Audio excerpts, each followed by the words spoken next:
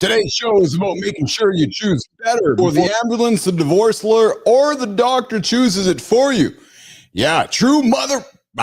You know the rest. And it all starts live right now on Mornings in the Lab with Keith, John, and everyone else.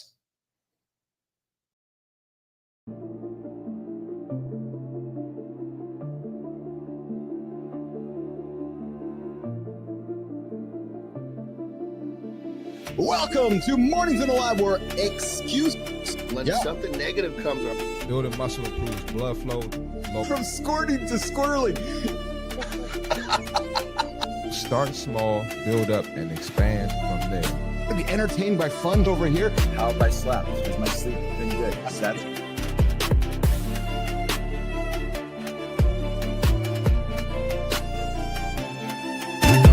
doesn't come from breaking the rules, you guys.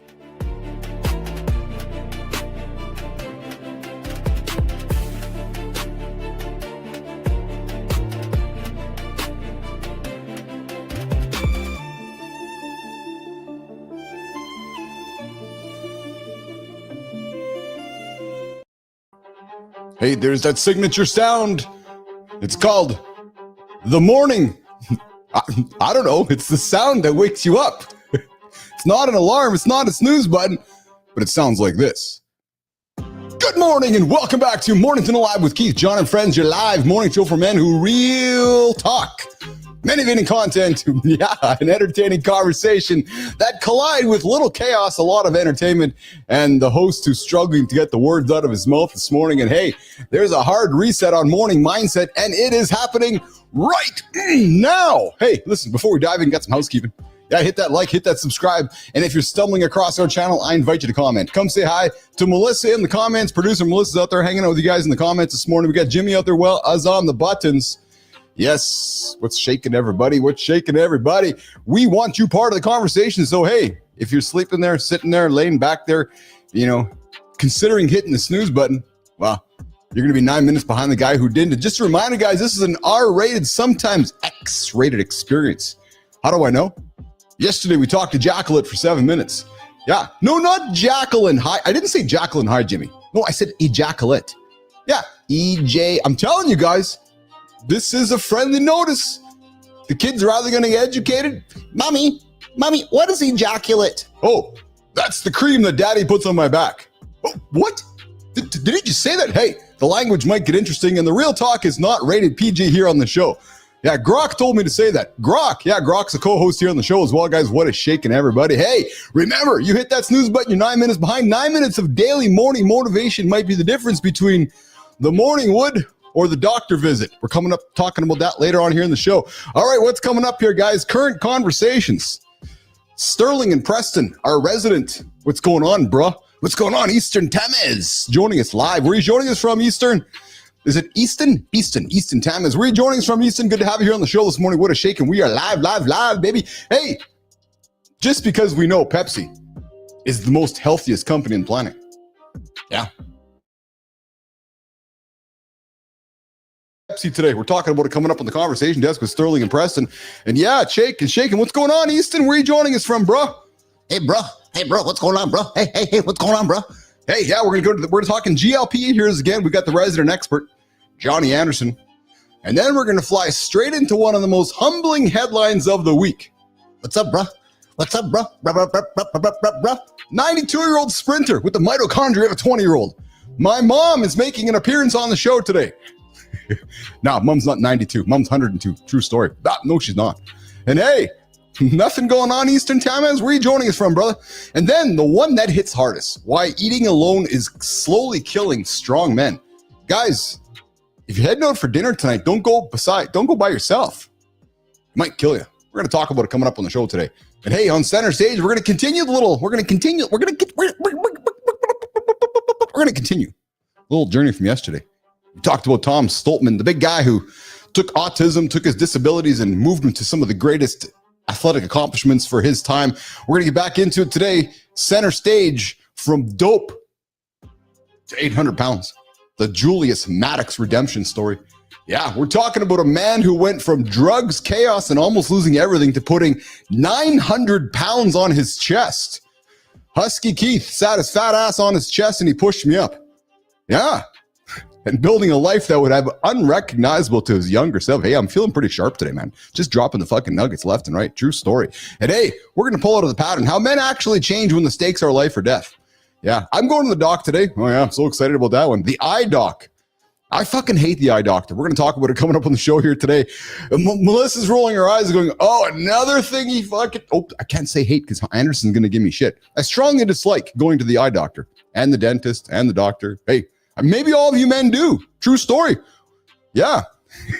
And hey, we are going to have some fun leaning into nostalgia today and how it boosts self-confidence. It's true. And I got some fun stuff to put on the table that I suspect is going to bring up the nostalgia vibes here in the community this morning. And then coming up, guys, hour two. Yeah, this is a 2-hour show, you guys. Holy smokers. Deep dive. We're going to talk about the main event. Health wake-up calls, the moment men finally change.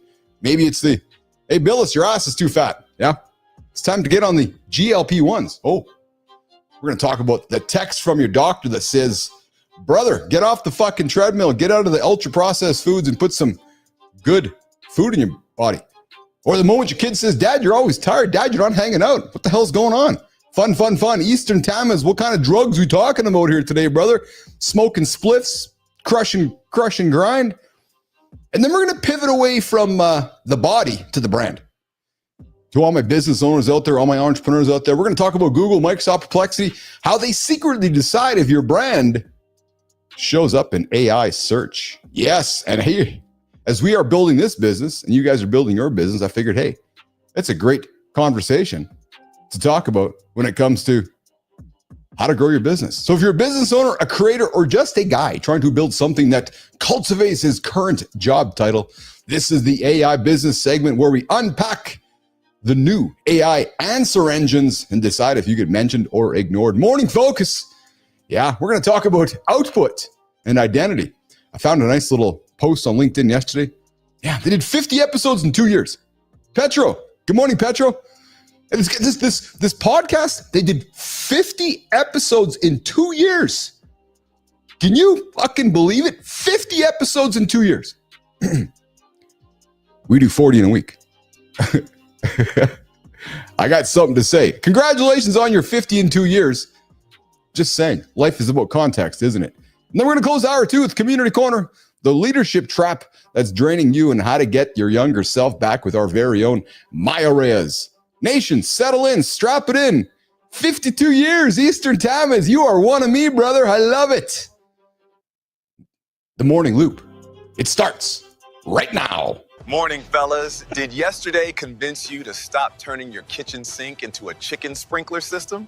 Because the way Keith described that splash zone, half the nation realized their kitchen is basically a bacteria hot tub. And just when we thought it was safe, Dumb Shit Award introduced something called solo work expectancy. Somewhere out there, a guy updated his calendar to legs, email, mysterious personal wellness time, convinced it adds 10 years. We laugh, but what you do alone in your kitchen or living room quietly tells the truth about your standards. This morning is the upgrade. Fewer questionable experiments, more habits that actually extend your life. Focus and patience with people. Grab your coffee, leave the chicken alone, keep the weird experiments off camera, and lock in for another lab session.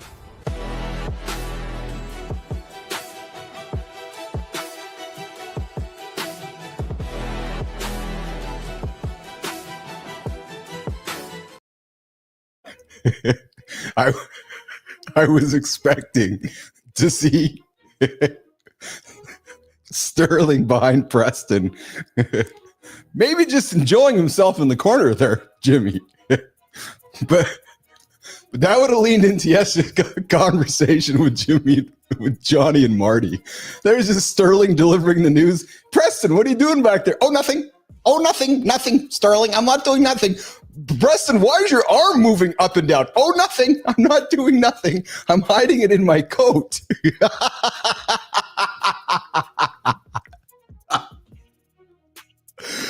Oh my God. Hey, you guys can join the show that's live right now. The comments are open. Keep Melissa busy because she doesn't know what else to say. After yesterday's conversations about ejaculate and today's conversations about solo work expectancy work. Nicely done, Jimmy. I think she's like, what the hell am I doing? What am I talking about? What am I saying here today? And to those of you guys that are not watching the show live, you suck. Yeah, true story. You all suck. Yes. Go listen to that 50-person podcast. Come get up and join our live show. It's much more better. Much more better? Yeah? What the hell English is that? Much more better. It's much more better if you come to my live show, John Petrocelli. All right, guys, let's get into some of the topics this morning. What's happening in the world? I hope you guys enjoy the news as much as I'm delivering it to you guys, because I'm telling you, pardon my language, but it's fucking tough getting interesting conversations for us these days. The world is full of so much. Yeah, just that. No, Eastern, you don't have to go to school, dude. What do you do? Go to school? You're 52, man. Hold the freaking horses, Eastern Thames or Easton. What school are you going to, brother? Are you going to like? So hey, I got all the grace for beginning again, but I'm curious. Where are you going to school? You going to Harvard? Yeah, I'm going to Harvard. Yeah. Hey, so before you go to school, I think you should head on down to get some Pepsi. Jimmy, why the hell are we buying Pepsi? Apparently Pepsi is healthy now. Jimmy. Pepsi just dropped a prebiotic cola with 30 calories, 5 grams of sugar, 3 grams of fiber, and 0 shame. Meanwhile, Coke's still over there with fruit-flavored fiber water, and Olipop's dropping 9-gram gut bombs like it's nothing. Dietitians are saying, chill, it's extra fiber, not a miracle, especially if 1 gram of inulin already destroys your afternoon. Les Fresno Elementary. Hey, Fresno, is that in California? Fresno. Dude, I love the fact that you get up and hey, Easton, did you subscribe to this channel, or did you do you know about this channel, or did you stumble upon this channel? I'm really curious, man. I'm enjoying having you in the feed here today, so I'm curious how you got here and what do you do? So hold on a second here. You're on a men's morning show that talks about ejaculation and solo life expectancy work, and you're making way to an elementary school. I love you, brother. Good man. What's going on, big dog? Johnny Anderson's in the live with me now. How are you, pal? Just trying to get my dumping schedule back on track after my travels. It's not cooperating. Can I tell you something? So since we've been hanging out, and Never talked about shitting so much in your life. No, not only that, man, but I'll tell you, because the tools that I use have our transcripts, right, and have our search history. So, dude, I have never been served up with more news in my life.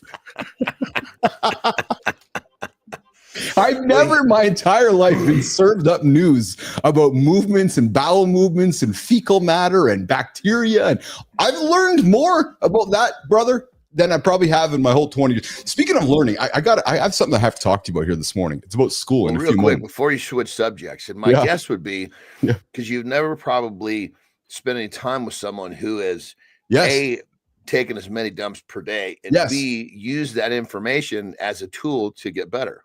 No, so you know what? Remember how you told me that you were the guy eating 1,000? I'm making an exaggerative point. 1,000 grams of protein before the world was catching up to your knowledge. You're like, yeah, fuck, protein is the key, man. Right? According to the world, way over eating protein. Yes. So you will be proud to know, and that's why I love the future of our show here, because and I know how much you love like the wearables and all that tech gadget shit. Send the tongue in cheek, of course. Well, so the next, and I'm talking truth here right now, but the next bastion of opportunity for much tech companies is actually the toilet. There's more and more gadgets coming out because they're recognizing what you know, and I'm being serious here right now, is that what we learn from our fecal matter. So there's more devices. Unbelievable. Yeah. So cameras and sensors and so in many ways, I'm going to be spirit. It's actually it's a no-brainer, isn't it? Like seriously, put a sensor in your toilet. And I know you don't like the app thing. You look, but man, just look at your phone. You know what your results are. There's certainly value to that. There is.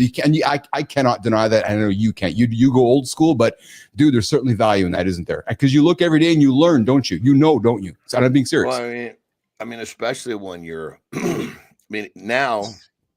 My travel schedule was pretty minimal, but when I was moving around a lot, changing time zones, countries, and foods, it's like, I would constantly, at that point, I'm really learning. Like sometimes I would show up somewhere, like I would go to very often I'd get to Japan. It would be unbelievable how fast I would be passing shit through. No kidding. Fuck. Yeah. No kidding. Before we continue back in the conversation desk, I got a little bit of like a personal rant, personal observation, just thinking about how I'm going to observe it. So it's all this taking a dump is making me want to take another dump, but I'm going to have to hold it because my parents-in-law are in the guest house and I'm not going up to the main house. It's fucking cold out there. So I'm going to pinch this for the love of you, my brother. What do you call your father-in-law? You call him by his first name? Yeah. Yeah. What's his name? Dan. Hey, Dan, can I Dan, get out of there. Dan, I got to get in there. So just quickly, I just got to get this off my chest. So hang on. So I've made this observation over the last couple of times, but it came to fruit a couple of days ago. So hanging out with Piper and she's like, I said, yeah, you get some homework. She goes, yeah, I got a test tomorrow. Like, oh, what's the test on? She goes, a map. I'm like, what? So, Petra, you can hear this one. So I'm considering making a call to our Minister of Education to have a serious conversation. I can't understand, and I'm being really serious right now, my 16-year-old, who on one hand is going to get her driver's license and moving towards adulthood in life, is being taught how to color a map and label a map where Los Angeles is. Johnny. I can tell you what, dude. He might not even know this, but I'll tell you what's happening. Yeah. They're feeding us full a whole bunch of information that keeps us in the position we're in. Let's just pretend. You had some teacher that said, hey, let's talk math that really matters. Right? Let's talk numbers that really matter. Yeah. Okay. These numbers right here, if you figure out how to alter these, will change the rest of your life. The three biggest expenses that you're ever going to have. Yeah. Let's just call it two. Make it even more simple. Taxes and interest. If you can figure out a way to not get completely bludgeoned by these, you'll have a different life. Well, that or maybe teach somebody how to read it. Let's talk about algebra instead, because you're going to use that. That's going to change your life. Oh, dude, I'm with you, man. Or it's this. Let's teach somebody how to read a P&L statement. as if it's your own P&L statement. Like, I'm serious. Like, let's talk about tools we would use. And I'm not talking about having to break down the P&L of fucking Microsoft. Maybe your personal P&L statement, what's coming in, what's going out, right? Coloring a map. And here's the thing. It's private school that I'm fucking paying for. So I'm paying this school to teach my child to fucking color a map. I'm actually gonna. I want to have a legitimate conversation with my local MLA, my parliament person, and just ask the question: why is the curriculum in 2025 include a 16-year-old coloring a map the hour before she goes to get her driver's license? Something just doesn't add up for me. Now I'm obviously creating some hyperbole and some excitement around it, but the logic doesn't connect the dots for me in 2025. That's all. Well, I mean, yes, it's private, but how influenced is the private school? It's funny because you're bang on. I was laughing with Piper. She was Dad. She could tell I was getting angsty. You know how our daughters are like, Dad. I was like, no, I know it's not your teacher's fault. I know it's the curriculum. Yeah, Dad, don't go make a fucking mess of the school again. Yeah.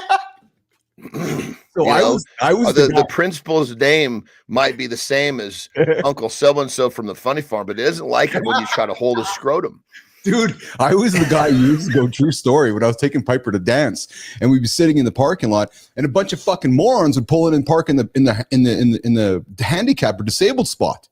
And they'd sit there because they're fucking lazy and they're fat. And what they're doing is they pull up to the fucking lazy spot with their fat ass and their fat kid. And they sit there and wonder, oh, what am I doing? I'm like, what the fuck, man? So I went to some people. I'm like, doom. Oh, I'm just dropping my kid off. Yeah, well, my mom can't walk. So you're taking her spot. They look at me like, huh? Come on, people. Like that drives me nuts, man. When you're too lazy yourself, so you're going to go take from somebody else. I'm telling you. I know it's... People don't think of much outside themselves in many cases, No, not at all. That genuine courtesy of another human being in many cases is totally overlooked. Hey, quick side note. I was thinking about this yesterday. Yes. And it racked my brain and I just couldn't come up with it.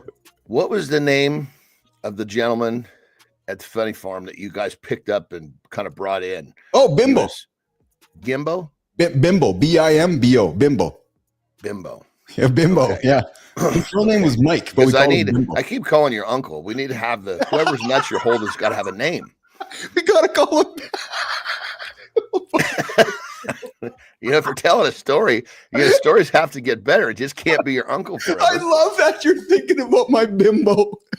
Yeah, see, I love it. Even my Bimbo. I love it. Tell me you didn't hold his scrotum a few times. No, well, maybe when I put the he can't even answer it. The no should have been the first words out of your mouth. No.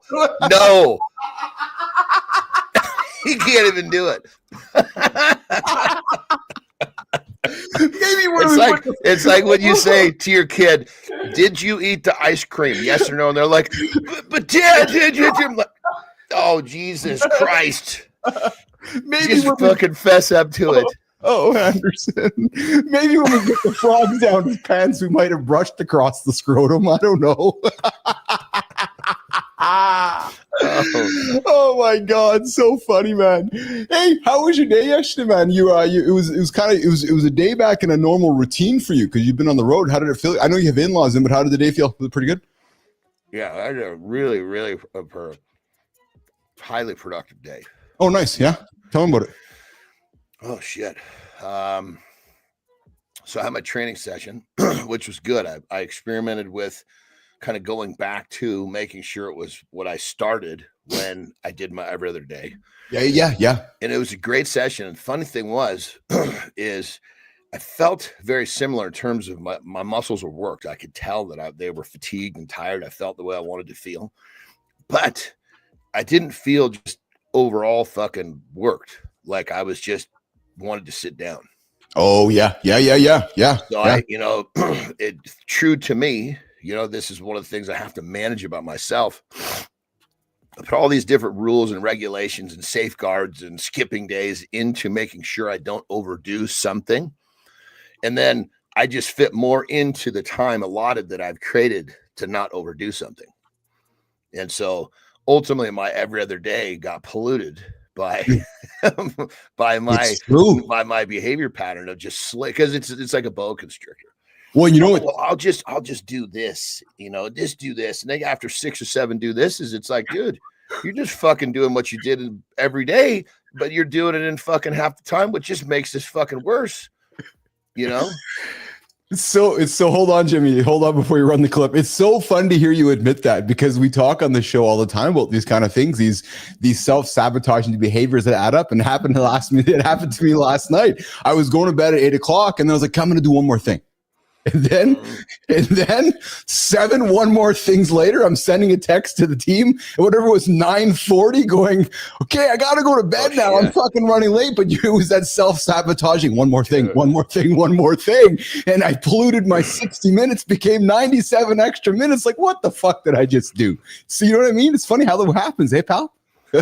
Well, and the thing about it is yeah, I guess the thing that I enjoy about our little stories about this is that we're managing, doing too much or trying to be productive as to where it took us a while. Yes. Like, it didn't always have this thing where I was doing too much. I had to create the habits and the frameworks and the mental fortitude to be able to do too much at anything I do. Now that the discipline is for me to do the right amount, because I'll always end up doing too much. So that it's interesting to hear you say that, because I was that's kind of how I wrapped my brain around before I went to bed last night, which was reminding myself that I need to do the right amount, not too much, not too little. And I hate to, it's like I was talking to myself, because I was frustrated that I contribute to a self-sabotaging behavior, because I saw it happening too. I was like, hey, just one more. Right. And so here's the thing. I had such a great, you'll be proud of me with this though.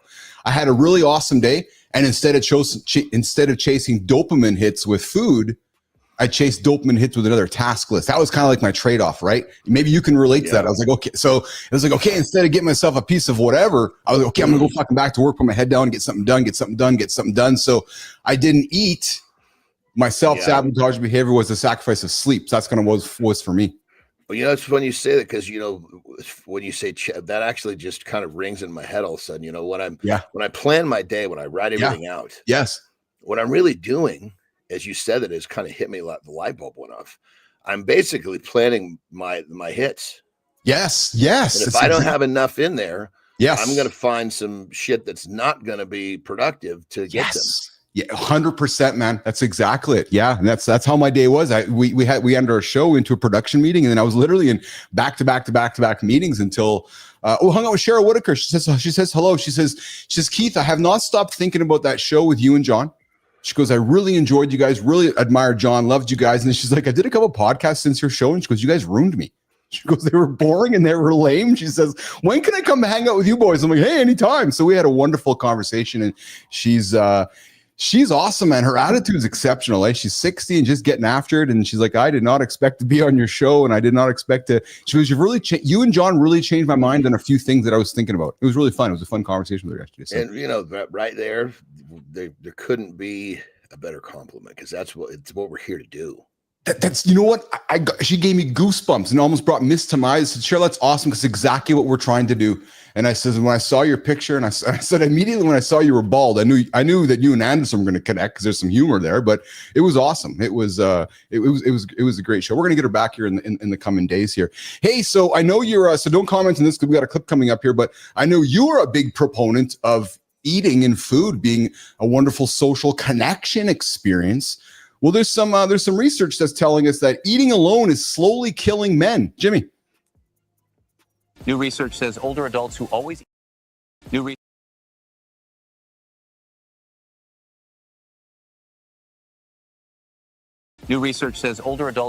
eat alone aren't just lonely, they're losing more weight and strength and independence faster. When people eat alone, the data says fruits, vegetables, and protein quietly disappear. Researchers are now saying doctors shouldn't just ask what older patients eat, but who they're eating with. Oh, this might be a tip for you, actually, and I'm serious, that when you're working with your clients, it might be just a natural question to ask one of your gentlemen, who you hanging out with, who you eating, because it might be not a natural thing they would share. And we know, and so much joy that comes out of eating with somebody, right? Well, so I think that follows a different train. I think this is more of a symptom. Okay. Of are you living or are you dying? Yeah. Oh, that's exactly it. 100%. And these are people that are dying. They're not. Yes. Yes. Yeah, that's fair. That's a fair observation for sure. I mean, it's like in so many cases, these things that are brought to the table are bang on, as they say in the UK. Yes. But it's a symptom. Yes. Yes. Speaking of symptoms, so I have been seeing some of this in my feeds lately, and I was eager to have this conversation with you because you are an expert in it. We are going to talk about GLPs, but I got an opener here that's talking about how GLP users are losing so much of their lean muscle mass. Jimmy, run this clip, and I want to have a conversation with John about it. Jimmy?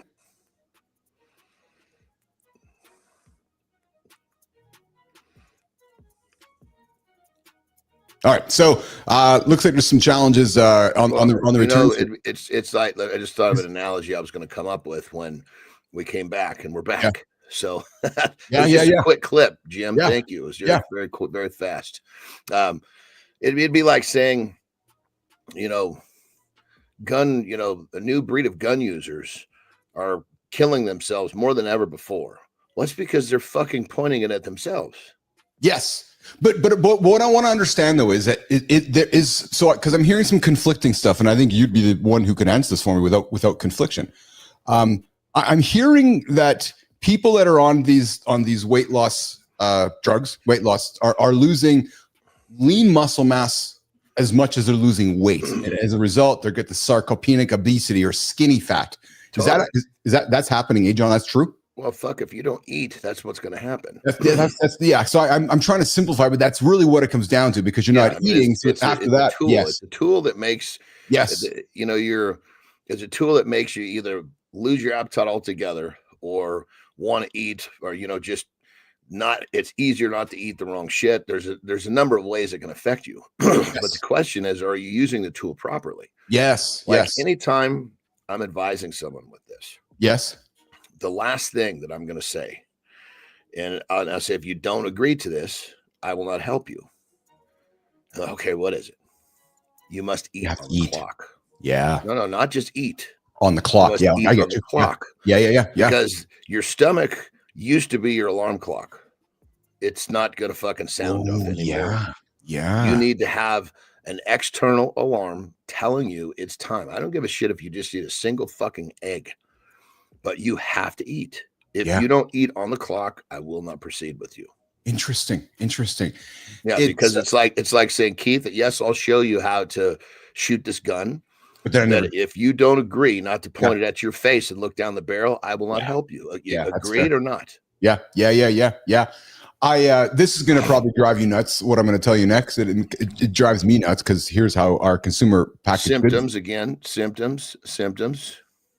But our consumer packaged goods industry jumps all over this, right? So now you got all these CPG companies that are going, oh, okay.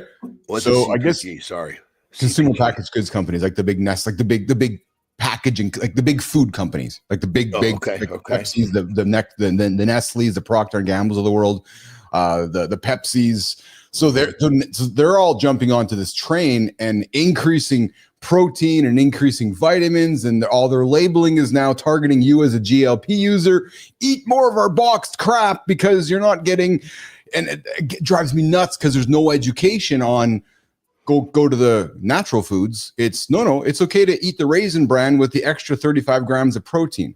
And then it's just a fucking vicious cycle of. But it's not even a very usable 35 grams either. No, but you know what I mean, though. I'm just, it's just because now we're going to see all these. Listen, what did you and I grow up with? 2 scoops of raisins and a bucket of Kellogg's Raisin Bran, and fucking all of a sudden the food industry is that's what you got to eat. It's called taking advantage of a situation. 100%. Yes. Actually trying to, fill a gap to help the situation. Well, dude, Pepsi's, you missed the clip here earlier, but Pepsi's adding prebiotics to their Pepsi. Yeah, I'm going to go have a Pepsi so I can get a fucking prebiotic in it. Like, fuck, man. Well, the interesting part is once they do that, I'm sure there's going to be some sort of study on, is it really what it's supposed to be? Or is Yes. I did a video on this. Yeah. A store. I went and grabbed, I can't remember the label, but they're all fucking the same. The 100%. Yes. Peanut butter. Yes. It was Jiffy or Skippy or whatever these fucking things. Yes. It said high protein. And then next to it was not a high protein. Well, the high protein was more expensive, clearly. probably more than 25%. I don't remember exactly. I flipped it over and look. I mean, fuck, the increase of protein was probably not even 10%. Maybe, okay, let's call it 10. Let's be generous. It's okay. Peanut butter is a fucking fat source. Yes. Not a fucking protein source. But it's like, okay, yeah, increased protein. Oh yeah, I'm getting my protein. I'm having high protein peanut butter. Man, people, it's like if we had a conversation about not running headline to headline. Yeah. You know, headline that gets your attention that says, oh, this is interesting. Yeah. I need to do some research. Yeah. That's what a headline is. Yes. Well, so the all of the shit that we're seeing, they're just headlines to get people to dive in to buy more products. 100%. That's exactly it. That's exactly it. Hey, so I got one more title, then you sneak out of here and go do your movement if that's what you got to do. We got a fun story, man. You dropped mitochondria yesterday on the show as part of a conversation, but Emma Mazenga, 92. Jimmy, you got that clip? Let's tee this clip. No go? All right. We got a 92-year-old lady who ran, where's my notes here? So get this, man. We got a 92-year-old woman, Johnny. So talk about never actually, just life getting after, man. 92-year-old sprinter. She has mitochondria of a 20-year-old. So she's been breaking world records, like 200-meter sprints, a 50-second outdoor sprint. And she's like, researchers found her body aging far more slowly than expected. And she has just been, tests show her cardiorespiratory fitness resembles somebody in her 50s. Her muscle mitochondria function looks like she's in her 20s. And she trains about an hour a day, walks her neighborhood, shops on foot, balanced diet. Like there's an example of just living life. Like honest to God, man. All we are is cells. Every piece of us is a cell. Yes. And every cell has basically a mitochondria, which is basically the motor. Yeah. Think about it. We got billions of motors. And if our motors are all fucked up, we're all fucked up. Yes. Yes. That's yes. simple. Yeah. Let's just say that we all were born with, 100 horsepower mitochondria. And let's just pretend that we're all programmed to live to be 100. And every year we lose, a horsepower. At 80, you're fucking living off 20% of your horsepower. Yeah. Yeah. That's like a really overly simplified way to look at it, because that's not that simple by any means, but at least gives people an understanding that if you don't, when was the last time we were taught to, hey, we got to take care of let's make sure we look after our cellular health. We don't talk about it. Nobody talks about it. No, of course not. It's not talked about, right? It's but she's a good example of actively living. It's taking things to a different level. Yes. Actively living though, not waiting around to die. It's like, no, I'm going to keep running. I'm going to keep walking. And she enjoys her glass of wine. I would be the one judgment call it. I'd say, hey, young lady, stop your glass of wine. Maybe you'll go faster. Well, it's crazy. It's if you're doing everything right. Yeah. Putting in the bits of enjoyment. Yes. That are very 100%. overly managed. Let's call it overly managed. Yes. These things, it's putting in that glass of wine, eating a fucking box of wheat thins with it. Yes. That's her joy, her glass of wine, right? To sit back with her friends probably and having her glass of wine, and that's her joy. And how can one judge and get all over that? Speaking of judging, I love how Red Bull does crazy things. We got an epic spot. Jimmy, let's run this epic spot, man, to have some fun here before we wrap up the morning loop and get into some deeper conversations here. Jimmy, let's run this one. Welcome to Epic Spot, where we rate the internet's craziest clips. If your palms sweat, it belongs here. Today's epic spot is a dude in a magic carpet wingsuit stepping off a mountain. All right, let's watch the clip.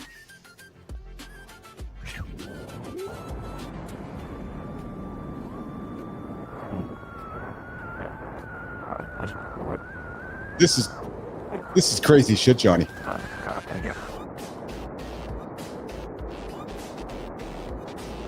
Could you imagine doing this? He just walked off a cliff like it was a sidewalk. You get dizzy on your office swivel chair, this guy is different. This is not dumb shit award, this is trained, calculated crazy. Yeah, this is what happens when skill meets terror and a decent life insurance policy. Send us your most epic clips, not your emergency room auditions. If it beats magic carpet base jumping, we owe you a shout out.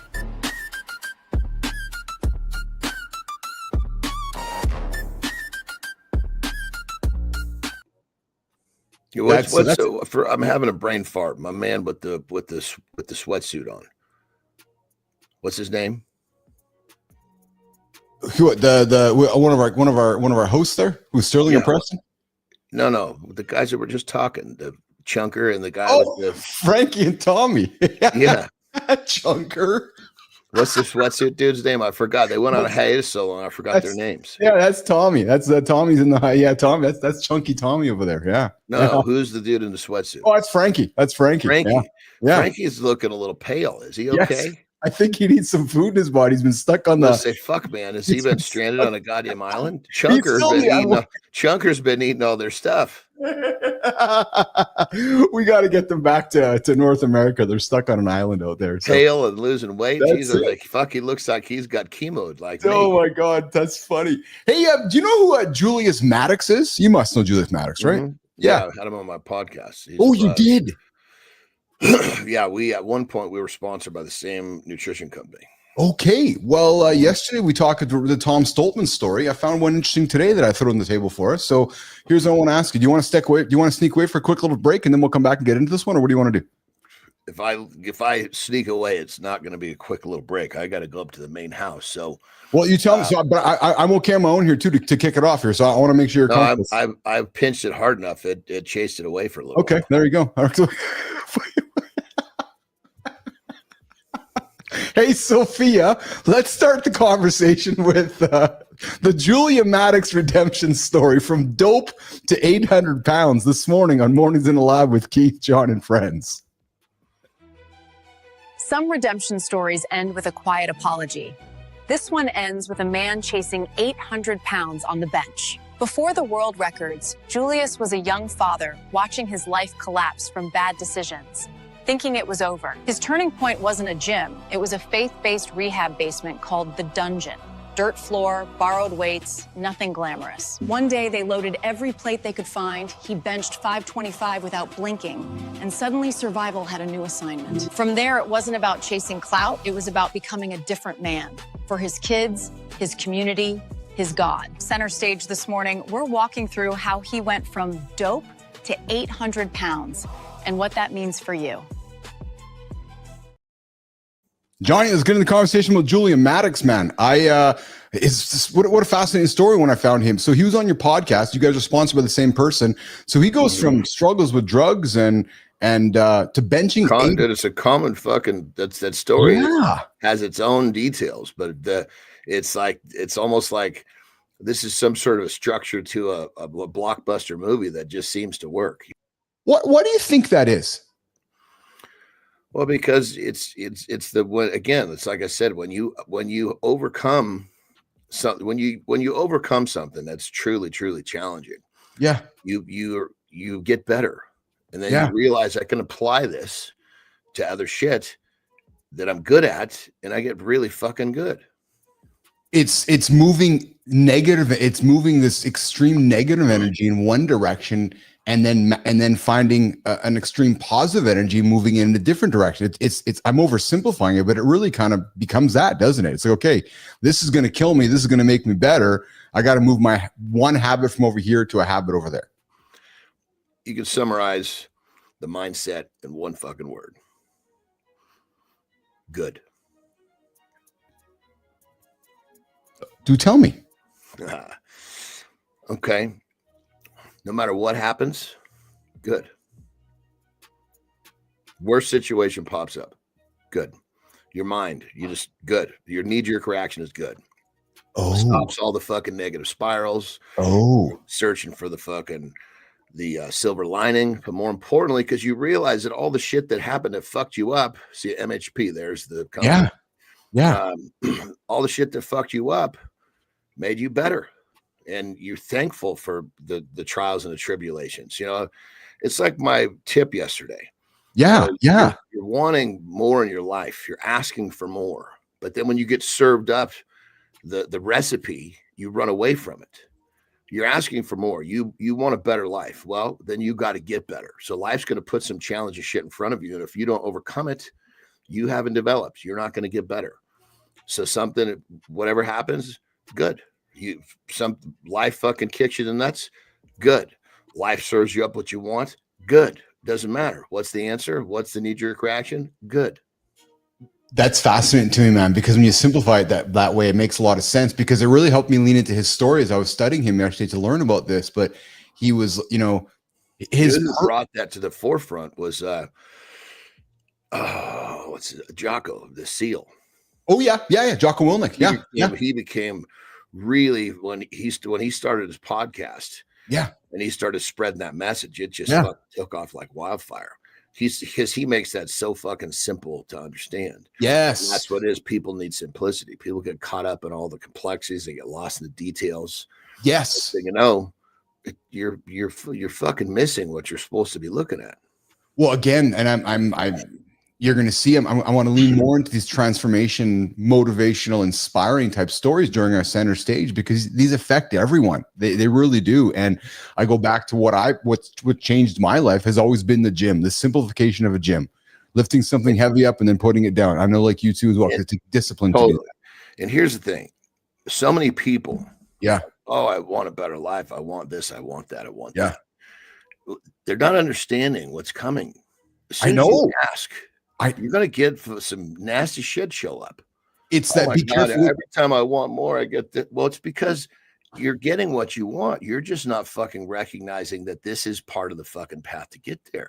It's the be careful what you wish for symptom, I like to say. And you want to win the championship. Okay, well, a championship of what? Doesn't matter what. You want to win something big? Yes. Well, guess what? There's a lot of shit that you're going to have to do that's going to be really uncomfortable to get there. So if you want that, start fucking working and shut up. Again, not to oversimplify it, and I sound like a fucking deadbeat horse continuing to beat this, but it's why I always would like to say to somebody, if you want to go do business, or you're going to go start your own business, or put your millions or hundreds of thousands of dollars on the line, go spend a year or 6, 8, 9 months going to the gym nonstop, and then come talk to me. Because if you can do that regularly and accept the pain, accept the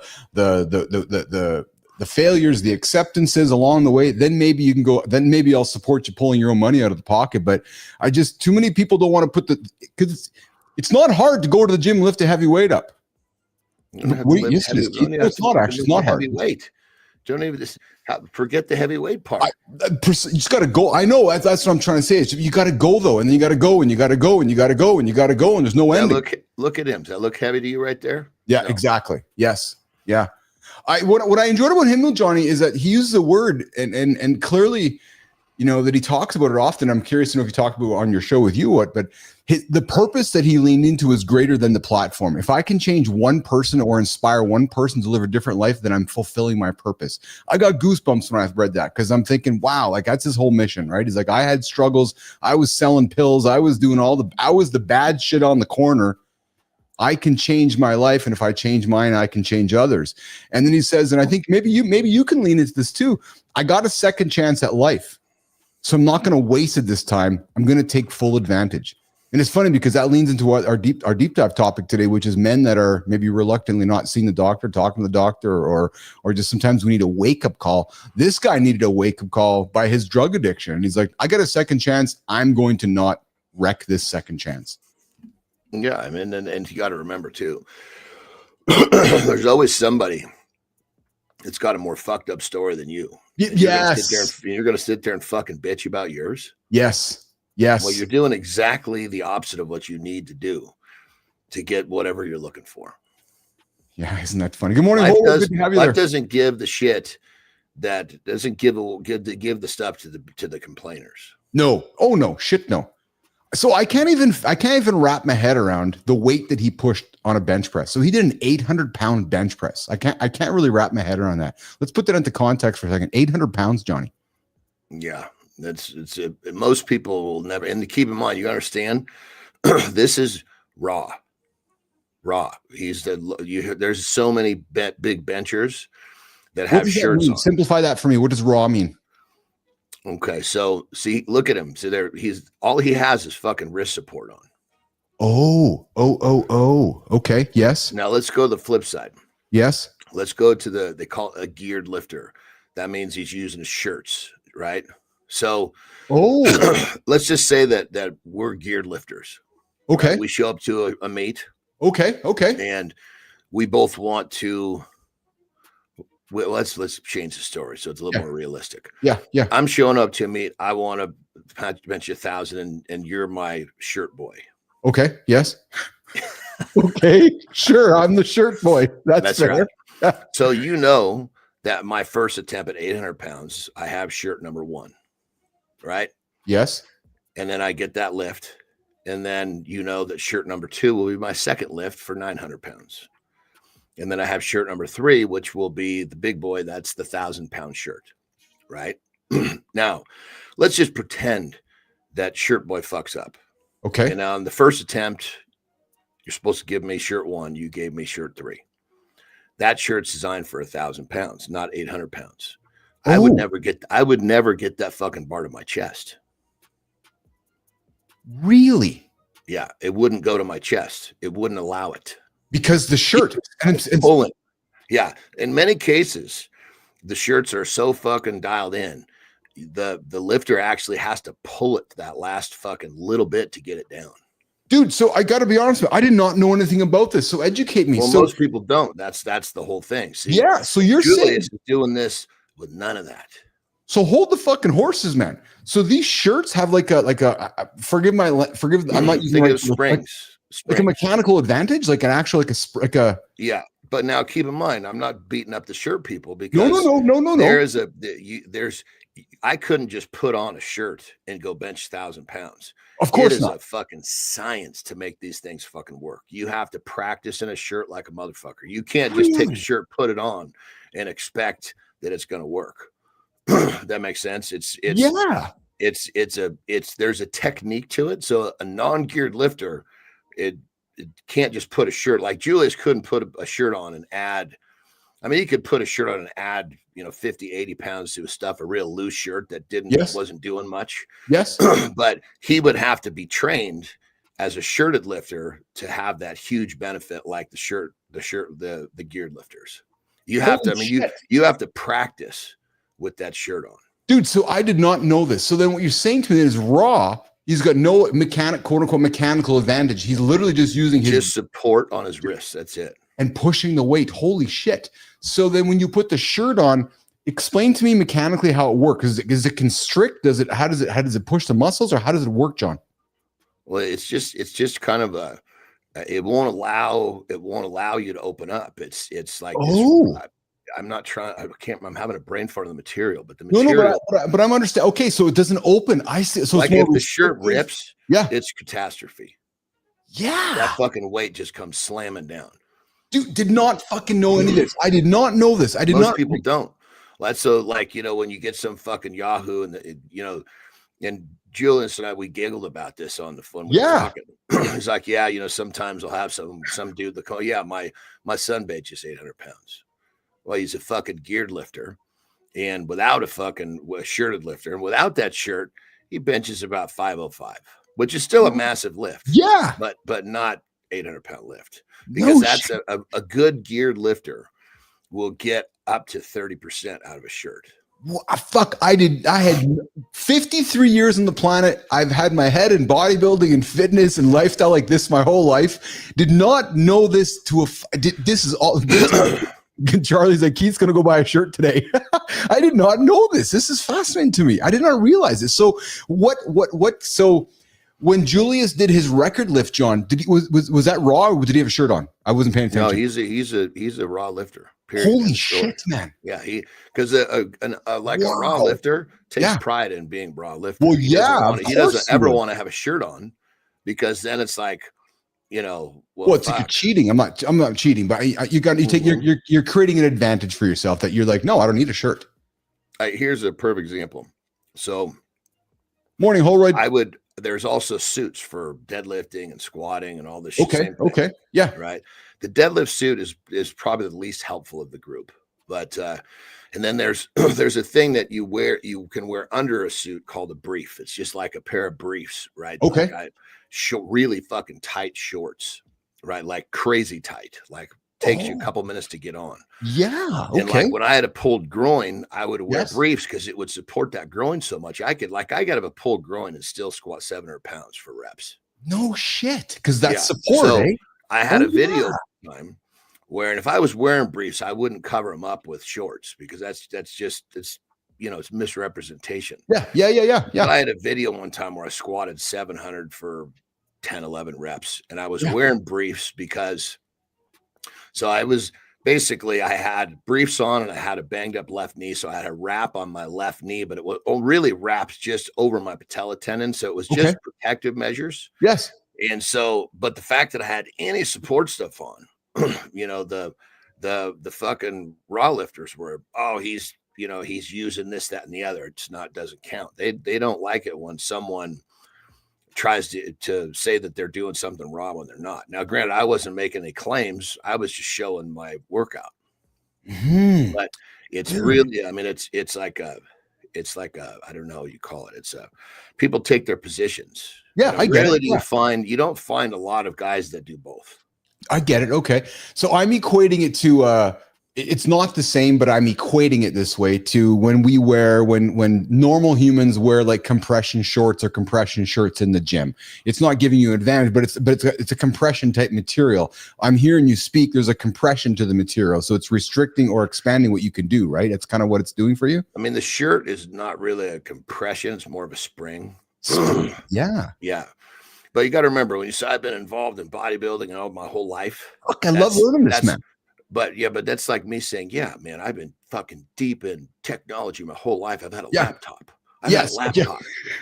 Yes, I get you. Yeah. So it's such a different. I mean, when you crack the surface and you go deep into this shit, there's a fucking underbelly to this that most people can't even fucking fathom. As you can tell, I'm fascinated by it. I had no fucking clue. Fascinated by it. I did not. On topics that we can't that I should say we probably could, but I won't. Yeah.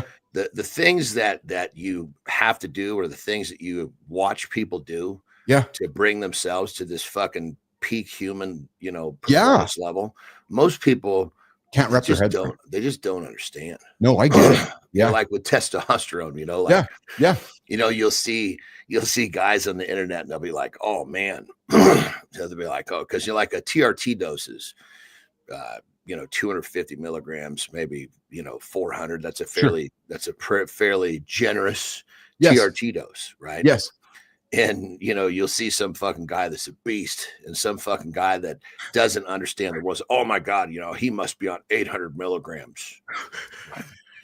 It's not even fucking down payment on what's going on there, dude. You just have no fucking clue how this works. He's just going to say, yeah. I don't want to equate this to be the same, but I'm going to mention in the same sentence. This reminds me of when I learned, Johnny, in the wrestling world. Don't laugh at me. But when I learned in the wrestling world that the mats and the rings are spring loaded, and that they could manipulate the spring within the ring to help the wrestlers absorb or perform better, et cetera, and not saying that that's misleading to the public, but it's the technology they use in the rings to make you guys perform better or not make it as not difficult, but what's actually so we can do it again tomorrow. That's what it is, eh? Yeah, it's protective. Well, sure, yeah, I guess like in the UFC, the glove, yeah, that protects the guy throwing the punch, not the guy receiving the punch. Oh yeah, okay. Yeah, okay. You don't wear a glove so you don't hurt your opponent. You wear a glove so you don't fucking break your hand. Yeah, dude, I fucking love learning with you, man. I learn shit every single day. I love this. Now nerdy Keith's gonna spend the day digging into shirts what bodybuilders and lifters wear because I'm this. Not bodybuilders. No, I'm sorry, I'm wrong choice of words, but lifters and powerlifters. I was curious. I'm curious about that. That's fascinating. Yeah, and the shirts and the suits is primarily powerlifting thing. Yeah. You find like deadlift suits that will make it into strongman and stuff like that. Yes. And squat suits, but like bench press, I don't know, I can't even remember a high level competition that included the bench press and strongman. Well, that's a really powerlifting specific lift. Yeah, I've seen these quote unquote suits on men before, but I didn't realize that they actually had a quote unquote a purpose to them. I just thought they were just like their trunks and their suits, right? Well, so the interesting thing, like, if you look at some of the records, like you travel back in time, you see like the Bill Kazmaiers, right? Yes. He had lifts that were shirted, that he wore a shirt Yes. that stood for, I'm going to say 20 years, but it was probably more than that. But the shirt that he wore, like, wouldn't even be recognized as a shirt now. Really? That shirt was probably designed more so he wouldn't hurt himself. Yes. Yes. More as a compression mechanism. Yes. Rather than a performance mechanism. Probably similar, John, to like you and I growing up with wood and baseball bats. Now they got different composite and aluminum or hockey sticks, and where records change because technology changes. Where the guy was like, I wasn't. Well, but Kazmaier shit stuck for fucking. The technology was so good, but nobody could beat his records anyway. For that a long is time, cool, man. So every once in a while, you'll see a lifter where he's so strong that even the technology can't help some of the newer guys get past him. That's fucking fascinating to me, man. The idea of strength fascinates me. I saw a clip. I'm going to try to find it to show you, but there's a sport. I don't know what country it is. Speaking of crazy sports, where Keith and John tie a string to each other's ear, and it's like ear tug of war. And the guy, it's ridiculous. I'll find the clip and show it to you. But basically, you know why this is interesting to you? Why? Because you had some variation like this on the Funny Farm with genitals, I'm sure. Because I was playing ear with Bimbo. Yeah, I was gonna say whatever that fucking weirdo's name was. All right. Good morning, everybody. You're hanging out with Keith and John. You're at Mornings and Alive with Keith and John on a Tuesday, December 1st edition. Having some fun here today. We just wrapped up a conversation with Julia Maddox. All right, so we're gonna do an hour 2 reset. Let's do this. So let's do a lifestyle tip with Anderson. We'll do an hour 2 reset. We'll come back and continue the show here on Mornings in the Lab with Keith, John, and friends. Johnny, put the bear back in the cave and let's talk about what you want to talk about today. Jimmy, let's do it. Johnny told us he has one sacred living room carpet where all his ideas and weird experiments happen. He lies down, waits till 3 ideas show up, then sprints to his phone before his brain deletes him. If he paused that system to give you a lifestyle tip, fellas, grab a pen. This one will hit.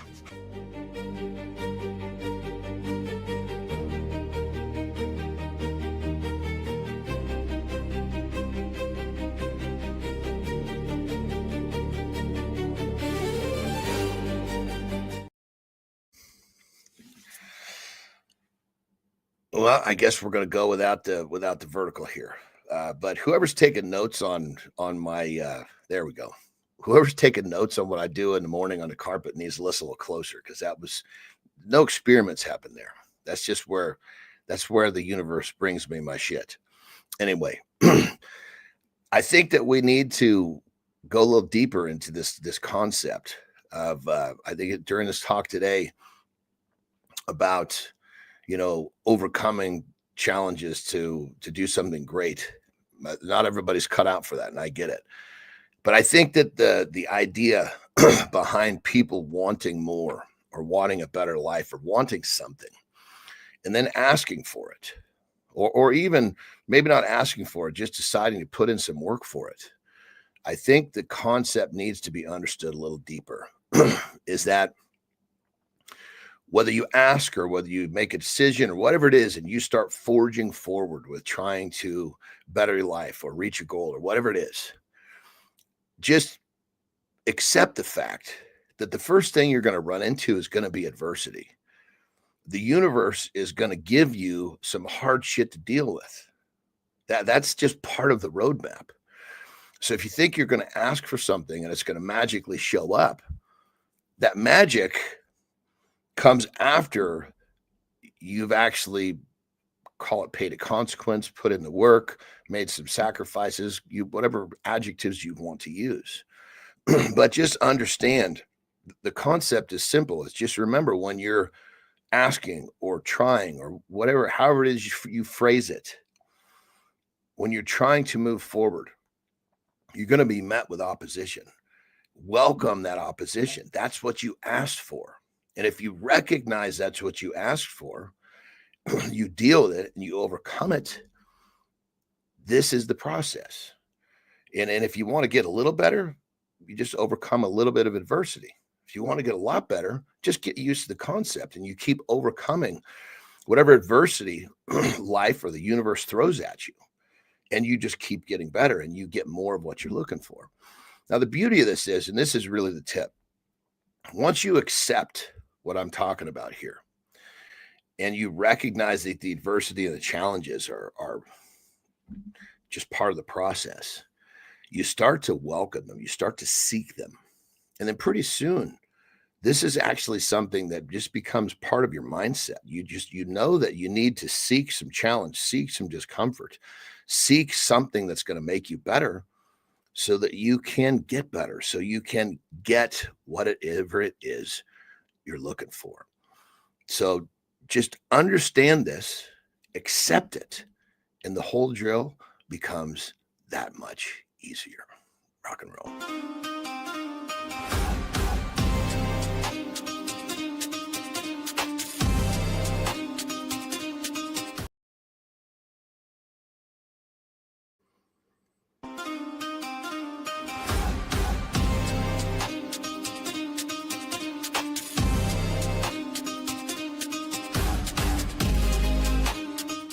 I think we got a rookie on the buttons today. What's going on, everybody? Welcome back to Hour 2 with Mornings and Live with Keith, John, and friends. Hey, fellas, if you just jumped in, here's a quick rewind. We started by opening your fridge and talked about prebiotic Pepsi. Yeah, true story. Yeah, listen, just don't even get the Pepsi. Never mind the prebiotic one. We also talked about muscle loss when you're taking the GLP drugs. Guys, you got to eat. You got to eat. We talked about a 92-year-old sprinter with mitochondria. Yep. And we talked about a hard look at why eating alone is slowly killing strong men. We had a fun conversation about Julia Maddox, his redemption story from rock bottom to 800 pounds. And then I just spent the last 10 minutes learning about shirts and lifting and powerlifting and things I had no clue what was going on, which is really cool conversation with Johnny about how that industry actually works. Quite fascinated by it. Second hour, guys, we're going to get into some nostalgia stuff. I found a fun conversation yesterday. And yeah, Beholder, dude, I am with you, man. What fascinates me is the slapping competition. I'm going to talk with Johnny about that when he gets back from doing his business over there. Yeah, Whole Red Kaz was a beast, and good time. I saw a video on the ear pull. Dude, it is ridiculous. Let's bring the big dog up on the screen here. Let's talk face slapping. Jimmy, what do you think of the face slapping competitions, man? I see Beholder's competition. That's crazy. So crazy fucking. I actually got a couple of my buddies that really. They're not in the competitions. They're spotters. They Okay. live in Vegas, Yeah. and one of them just kind of shows up to events and spots. When I say spotter, he's the guy that makes sure with the guys out cold that doesn't smash his head on the ground. Right? Oh. There's the two slappers, and then there's, I can't remember, one or two spotters, maybe three, depending on the size of the person. Anyway, one of my buddies actually travels with them. Really? Yeah. Yeah, the other one just kind of shows up when they're local. But yeah, but I saw this clip, dude. Check this out. Yeah. I had to watch it twice. Yeah. I saw it because it was my buddy in the background. He sent me, hey, look at this, And it was this fucking savage looking Islander, dude. Right. Yes. I mean, I was like, fuck, man, I wouldn't want to slap this motherfucker. He'd kill me. You know what I mean? Like that look. Yes. So the video, you couldn't even really see who was slapping him. He probably was a beast. Yeah. You just see this guy's fucking face, normal looking, nasty, mean looking Islander, right? And I mean that, say that with love. Yeah, I know. Yeah. Bam, the slap goes by. Dude, one of his fucking eyes dropped like a clear inch and a half. Really? Oh yeah, this bone must have just fucking shattered, and his eye fucking like dropped down easily an inch. I was just like, what the fuck, dude? And he barely reacted. Dude.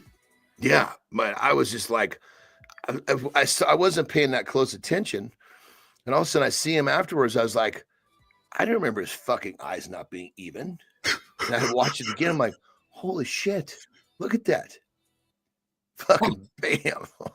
So I got to be honest with you. You've been around this bodybuilding, lifting, strongman for years. It's been your whole career. Were you surprised at first when you heard there was bare knuckle slapping? Were you like, what the fuck is this? Like, were you kind of taken aback at first? Or were you like, oh yeah, of course they're doing that now? I mean, or when it comes down to it, brother, I mean, it's it's call it entertainment. I agree. Yeah, I agree 100%. I'm not judging it. I just, when I heard about it, I was like, really? And then I saw it. I was like, of course. Because Well, you're right. it's like that thing that's getting crazy with it's kind of like one-on-one rugby with where the rules are you have to go fucking, you're not trying to get past the guy. You're trying to fuck, because I think it's even a rugby ball they put in the guy's hands. We watched a clip of it where these guys just they run full into each other. I mean, that stuff, it's like they're just taking these little snippets of, like, you might watch a whole UFC fight. Yes. Waiting for that one fucking shot. Yes. That breaks the orbital bone. Yes. Yeah. Well, now you get to watch like fucking 6 of them all in a 3-minute fucking condensed fuck. So it's just, is it surprising? No. Is it fucking crazy? Absolutely. So there was a fellow I knew here in Manitoba, John. His name was Daryl. He'll leave his last name off the table. And big hockey guy here, and he's a hockey agent. And I guess what 20, 25 years ago, he was like, hey, wait a minute. People love watching hockey fights. So he actually launched a hockey fighting like type league sport, tried to. It didn't work at the time because of regulations and nobody would license it. But he was finding old fighters and he's taking those little bits that people are stoked to watch and just let's cut out all the stuff that slows this part of it down. Let's just serve up what exactly it. It's like an ice cream shop. You don't have to don't have to eat your meal to get your dessert. You just come in and buy dessert. Yes. Yeah. No, there's certainly truth to that. Absolutely. Absolutely. Hey, so I got a fun chat here for us to lean into. I thought as I was putting this together yesterday, I figured you and I would both have some fun with this one, as well as our audience. Dude, we are getting younger every single day. And as we get younger, we're observing around us how the world has moved on and changed. Jimmy, run this little clip here if you got it, and then we're going to have some fun. Funny how a random song can teleport you back to high school and instantly remind you weren't always this serious. For me, it's the smell of cut grass on Saturday. It takes me straight to football pads and thinking anything was possible. Mine's old video game sounds, sitting in a tiny apartment, broke, but convinced we were still going to figure out something big. Nostalgia isn't just cute. It's proof you've already done hard things, so your brain remembers, hey, we can do this. That's why looking back right matters. Not to live there, just to grab confidence and bring it into this morning. So Keith, John, what memory still makes you feel 10 feet tall every time it pops up? Yeah, it's fascinating, John. Quick, I think our brother Sterling only told us part of that story. He said the cut grass football practice. He forgot to tell us that he was in cheerleading practice watching the football players. That's exactly what he was doing. He was the guy watching on the side. Yeah, they were on the track practicing toe touches, but he remembered that smell of the grass as the football players. Oh my God. Melissa's like, no. But it's funny, man. So whether it's an old commercial or a book from the past or objects, nostalgia is one of those things that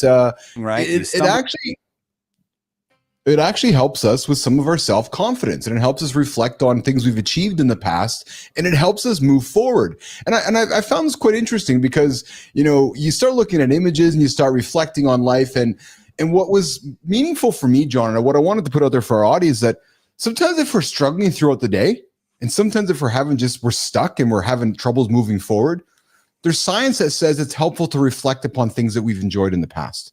Nostalgia. To help motivate us and maybe spike a little dopamine inside of our body to say, oh yeah, man, that old TV cart that would run into the classroom. And when the TV cart came in, it meant that it was free time with my friends. And what science is telling us, John, it makes us feel good about ourselves and what it might do. You know how we talked at the beginning of the show, how we chase dopamine hits. Well, sometimes maybe if we're stuck, reflecting on nostalgic moments or nostalgic objects is helpful. Do you ever find yourself doing that? Because I know you're an analog guy, and I'm being serious. Do you ever find yourself going, and I know you're not a stuck guy, but sometimes we just kind of find ourselves. It's music for me, brother. It is, eh? Yeah. So I'm literally going through one of those right now. Oh, really? This is a very interesting one, though. Very interesting. So tell me. Different than normal. Okay. So Thanksgiving Yes. It all started with my brother. He had this really intricate playlist. He sent me this playlist that he had. It was 24 hours of 51 minutes of music. Oh, yeah. Yeah. And so dinner was over. We were just kind of, and it was just these random songs that would come up. And we were kind of doing the name that tune, you know, because, you know, we all kind of knew what they were. And so a song came up, and it was a Tears for Fears song. And it wasn't the song that I'm going to reference, but it triggered my brain like, holy shit. Yes. I need to go back and listen to this. Yes. Now, here's the interesting part. It was really interesting to me because this song actually triggered me to like really dig this whole album, because it became like a safe place, safety net.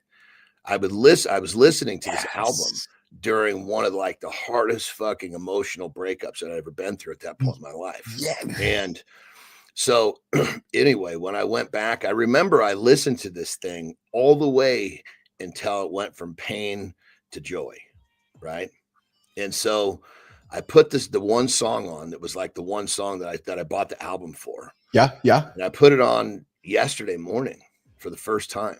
Yeah. I pulled it up in the car on the way home. I'm like, okay, I'm not gonna dive into this fucking memory lane when I'm driving with Terry. We're having fun talking, blah blah blah, and we were actually listening to a podcast together. But I knew that I was just putting up my cue for the next day.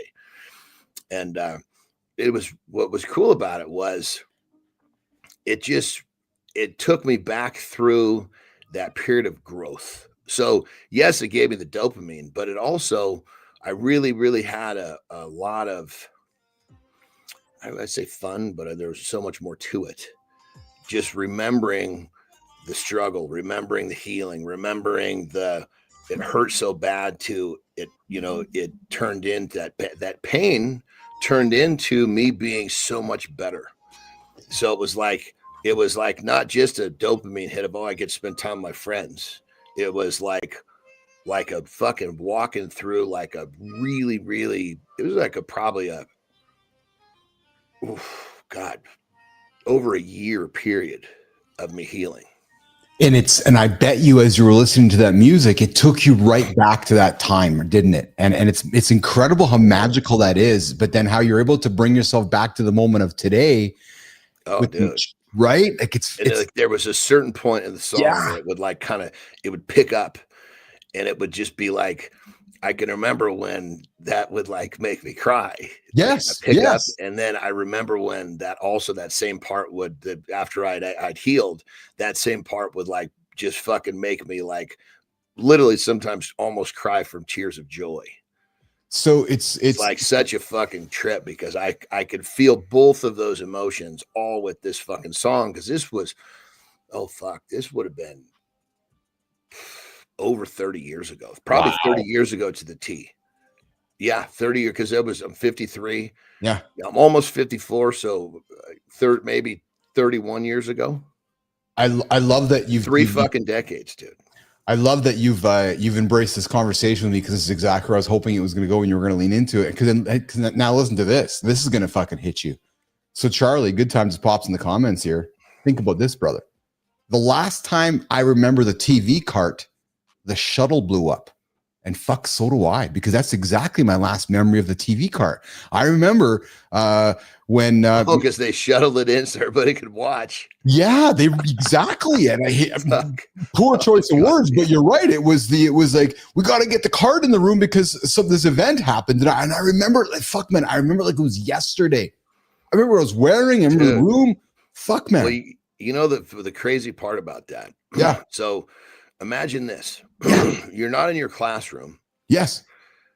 You're in an assembly. The whole fucking school is there, and they've got it on some fucking massive TV screen because one of the participants on that fucking shuttle is Mrs. Blank from the school that you attend.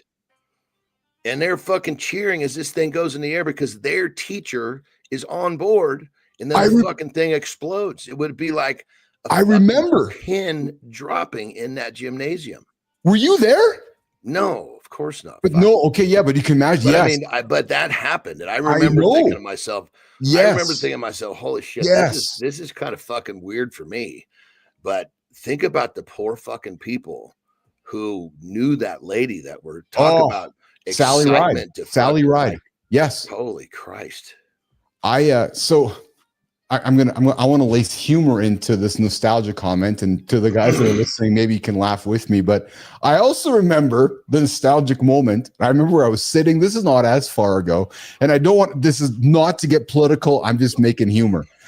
When I watched Colin Powell get in front of the assembly and talk about how all the big presentation about the weapons of mass destruction in Iraq that never existed. But I remember it because it was like this big deal, and it was this big presentation, and it was this, oh yeah, truth. None of it was real, but to me it was kind of that same situation where it was like, okay, there's this big event happening and we all got to pay attention to it. It was like, oh yeah, none of it's real. But yeah, nostalgia, the TV cart. Remember the what the hell is it called? When you had to when we bought our soft drinks in the past, you had those rubber caps, you pulled them out and you had to enter those to win awards or collect the rubber caps, like these ridiculous things that we did as kids. Remember? The rubber caps. Where were the rubber caps? So you would undo like the Coke bottle or the pop bottle. Oh, it was tucked inside there. Yeah, you had to peel it out and there was printing on it and you might win something, or these things that we would do, man. The other thing, oh yeah, the overhead projector. Remember, your teachers would have the laminates and put the overhead projector on and teach you how to do algebra? Like these devices that we would use back then. You look at them now like, huh, really? It elicits these emotions, and obviously music is a harbinger of that. But these objects that we also have in our lives are that bring things back as well. The purple and pink eraser. Who the fuck has a purple and pink eraser these days? Like those things that we grew up with, right? So I thought it was fun. Or the CD where you write on the CDs, and I know CDs are still popular. See-through electronics back when the Apple thing came out. But and then one last thing. I still have, and I've told you this before, I still have an alarm clock in my garage today, garage, that was my 14-year-old or 15-year-old birthday present. Was it a Big Ben? No, it was one of those like fucking. It was. There's actually a picture on here. No, just an old school General Electric digital clock. My first one had those flicking things, but no. Just remember the ones before it was digital. It was like you had to wind it up before you. Yes, I totally do. Yeah. Yes. Yeah. Those were called Big Bens, weren't they? That's because they took the name out of the Big Ben in London there, right? So it was. I thought that was quite interesting. So yeah. So I put this topic out there, because, one of our goals with this show is to help men achieve goals. And sometimes when we're stuck, we're looking for ways to become unstuck. Well, maybe one of the ways to become unstuck, and I'm really glad you leaned into, brother, was like, yeah, I use some music, some things that helped me in the past. And, and whether it's sadness or happiness, there's still emotion linked to it. And, and it spikes a chemical reaction in our body. And if we can leverage it properly, it can move us in a positive direction. So there's power to nostalgia, man. And, I think when you couple that with, it gives you that breath of fresh air that it gives you. Yes. Don't just fucking blow it out. Do something that makes you got to turn that into something. Yes. Don't fucking sit around and listen to fucking old songs for the rest of your life. Listen to that song. Yes. And fucking get off your ass, because it's that motion, that progression that's going to fucking get you unstuck, not the fucking music. Dude, you know what? Thanks for saying that, because too often I'll use the word wallow. Like, oh, I'm not feeling very good, and I'm going to find some music to get myself in a better mood. And then what will happen is we will wallow and we won't get out of it. So to your point, listen to the music, accept it, create awareness with it, but keep moving, right? Move through the music, right? Not just sit and wallow, because it's easy to wallow, especially if we're in a tough spot. Hey, one last thing. Do you remember the removable faceplate car stereos? I got to think, you being in California, that was popular. My Jeep in Mexico still has one. It's a 1993. Do you remember? Yeah, I still have one. Yeah, because down there, it doesn't have doors, no top, right? It never fucking rains. So, if you take the fucking face off it, nobody wants to steal it. Yeah. Yeah. And Beholder says, even watching old commercials bring back nostalgia. I hear you. And then, why was my gym teacher out of shape? I think every gym teacher was out of shape at the time. Beholder, when the shuttle blew up, I was in grade 4 sitting on my desk, and I remember the teacher saying a disaster just happened. Yeah. And I remember like it was yesterday. It's incredible how, and then Beholder comes back and says, I see your message, good time. Unwrap the car. Thanks, pal. And this Beholder says, nostalgia is like an old time machine or a message in a bottle. Sort of. Yeah, that's exactly it. And nostalgia is fun, man. I love nostalgia. So here's one thing about nostalgia that I think that I wish society would like to have back, because I was a product of this, and I'm suspecting you are too. I was absolutely, and my mom and dad were a product of this. They were a product of convinced by the marketing agencies that were selling us boxed cereal.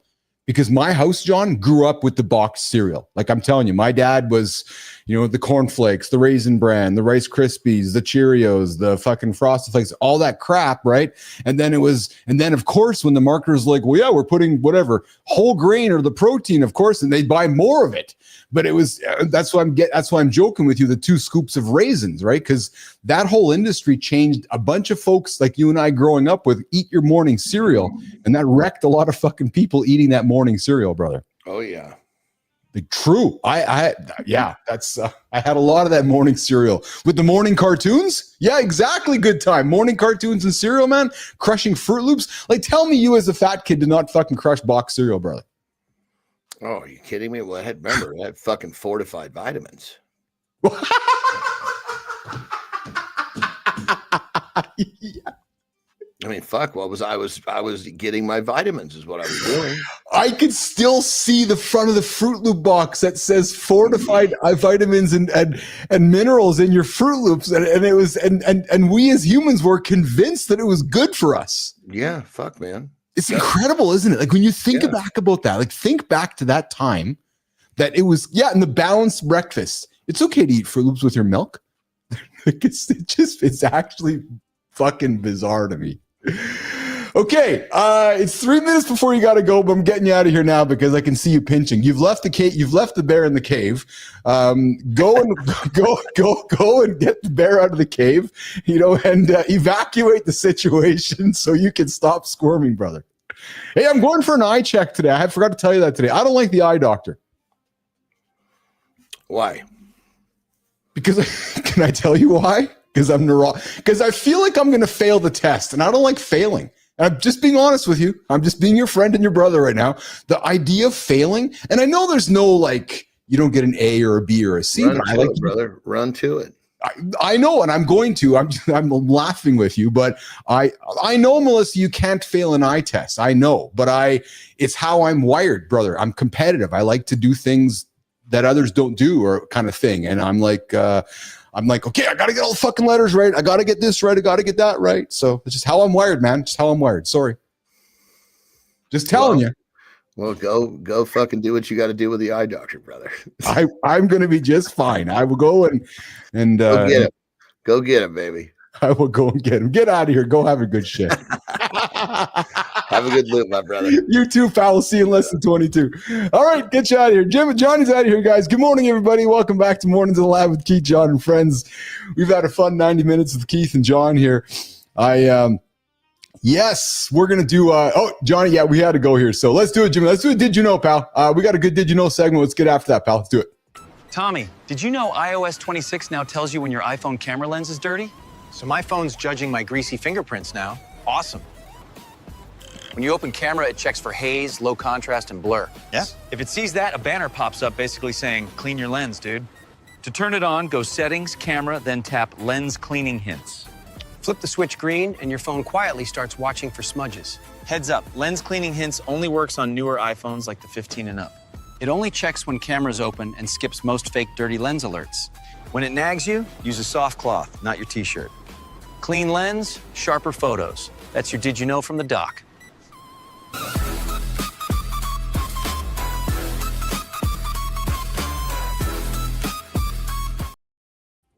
Yeah, so good time. I'm dyslexic. I failed the test. Yeah, I just, it's on a math test. It's just nonstop testing. looking here, blowing stuff into my eye and having to find some fucking balloon in the screen and read the letters on a chart. I've memorized the letters on a chart. Like, I've fucking memorized them. I've been studying all night. Guys, you can download the board and you can take it on your phone. It's the last thing before I was going to bed, I was studying the chart so that I can show the doctor today that I fucking know all the lines. He's like, Billis, how do you know all the lines? I never tell him my secret. Yeah, true story. So I studied them all, right? So when I sit down there today, I can just get up there and I can say fucking boom, boom, boom, boom, boom. Last time I was there, I was like, Billis, your eyes are closed and you know the numbers. I'm like, yeah, I'm good. So there you go, guys. You just got to do what you got to do to get through it. So yeah, I got the old,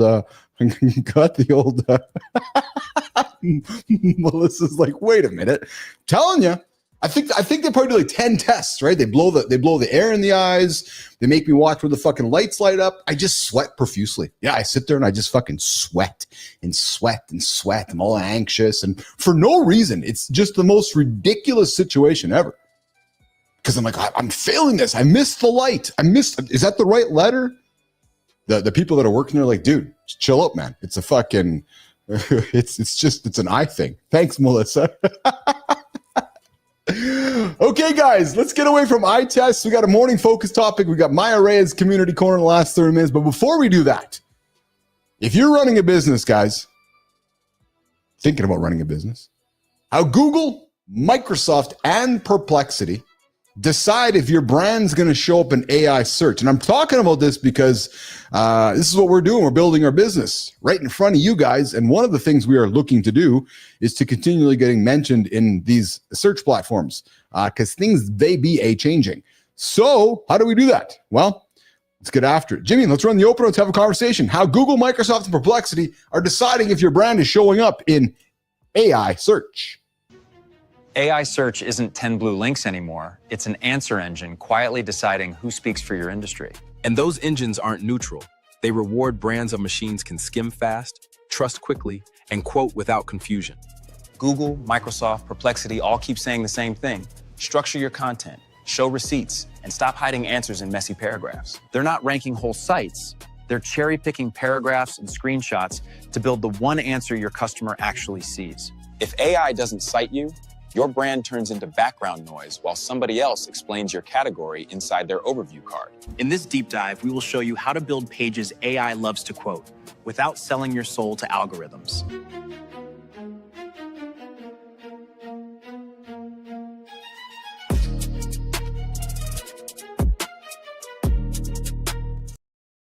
Hey team, just since we like to meet in public for and just have conversations out loud here, guys, just noticing here. So you'll look on our transitions there. We got about a 6-second, 7-second dead air transition. We want to get rid of that, right? We want to go straight from end of conversation, boom, boom, right into where I am here. So we don't want the audience sitting there for those 6 or 7 seconds waiting.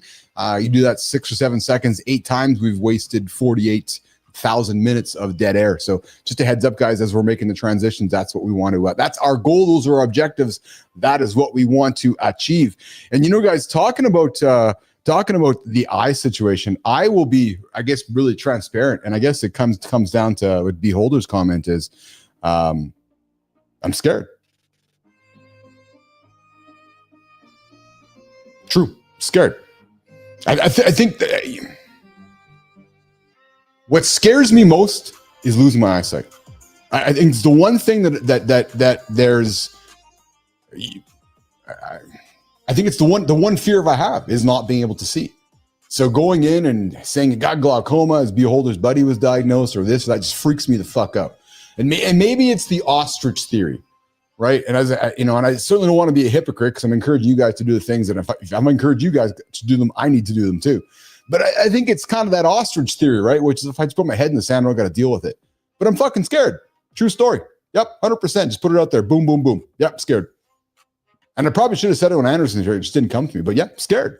And not scared of going to the doctor. That's not what I'm scared of. It's scared of not knowing what it's going to tell me. It's like, hey, I looked at your eyes and you're fucking got glaucoma. Like, oh, no. Or, hey, you're going blind. Oh, no.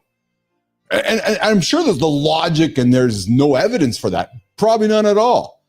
But, yeah, it's fear. True story. So there you go. Vulnerable Billis. Safe space for you guys. I'm scared. So, but it'll be fine.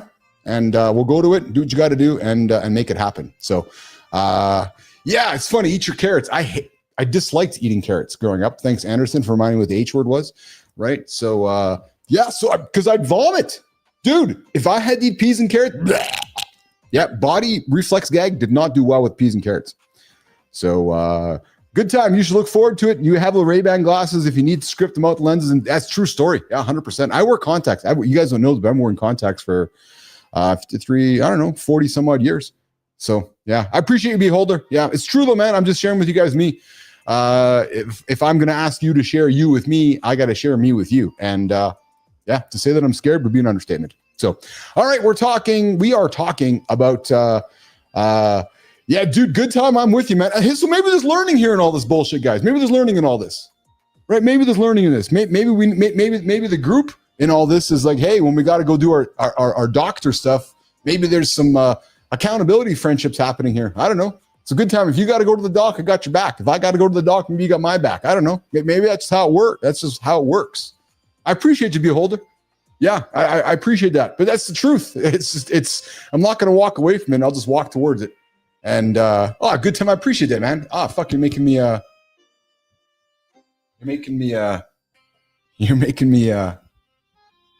thank you. I appreciate that. All right, so we're going to keep the conversation going with it's why the show works, guys. It's why it works, right? When I share, you share, we all share together, and we all move in the same direction. Okay, so listen, the world of search is rapidly changing. The days of the blue links are over. There's a better way to get results, whether it's chat, whether it's ChatGPT, whether it's Google, whether it's Perplexity, and all of that is changing, right? On the Google side of things, their guidance is to treat AI overviews as an evolution of SEO. In other words, the content you're creating needs to be crawlable, fast, and well-structured, right? So using clear titles, headings, lists, and tables instead of walls of text. So snippets are easy to extract.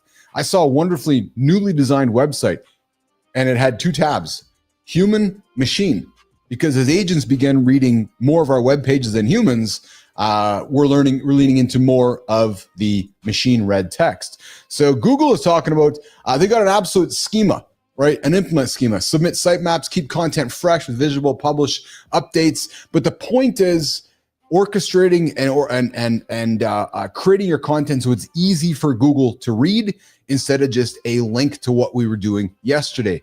On the Microsoft side of things, they explain that AI search still ranks content, but at the paragraph section level, selecting the most snippable pieces for answers. And guys, all you got to do is look yourself. Look at how Google is presenting content. Look at how Microsoft, it's different than what it was, quote unquote, yesterday, right? So strong technical hygiene. You want crawlability, internal links, plus tight formatting, short answers to questions, bullets, right? And direct answers to questions. So, and thinking in question and answer structures is also very helpful across all the platforms. Informational versus transactional. So any of the tools you're reading and using can lift exactly the part of the page. So think of the question you might be asking as a human, and then think about what the answer would be.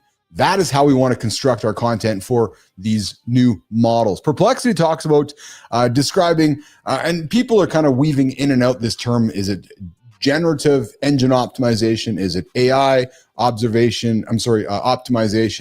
Is it so there's some of these terms are somewhat interchangeable, but Perplexity's team describes generative engine optimization as a mix of classic SEO and answer engine thinking, not a magic hack.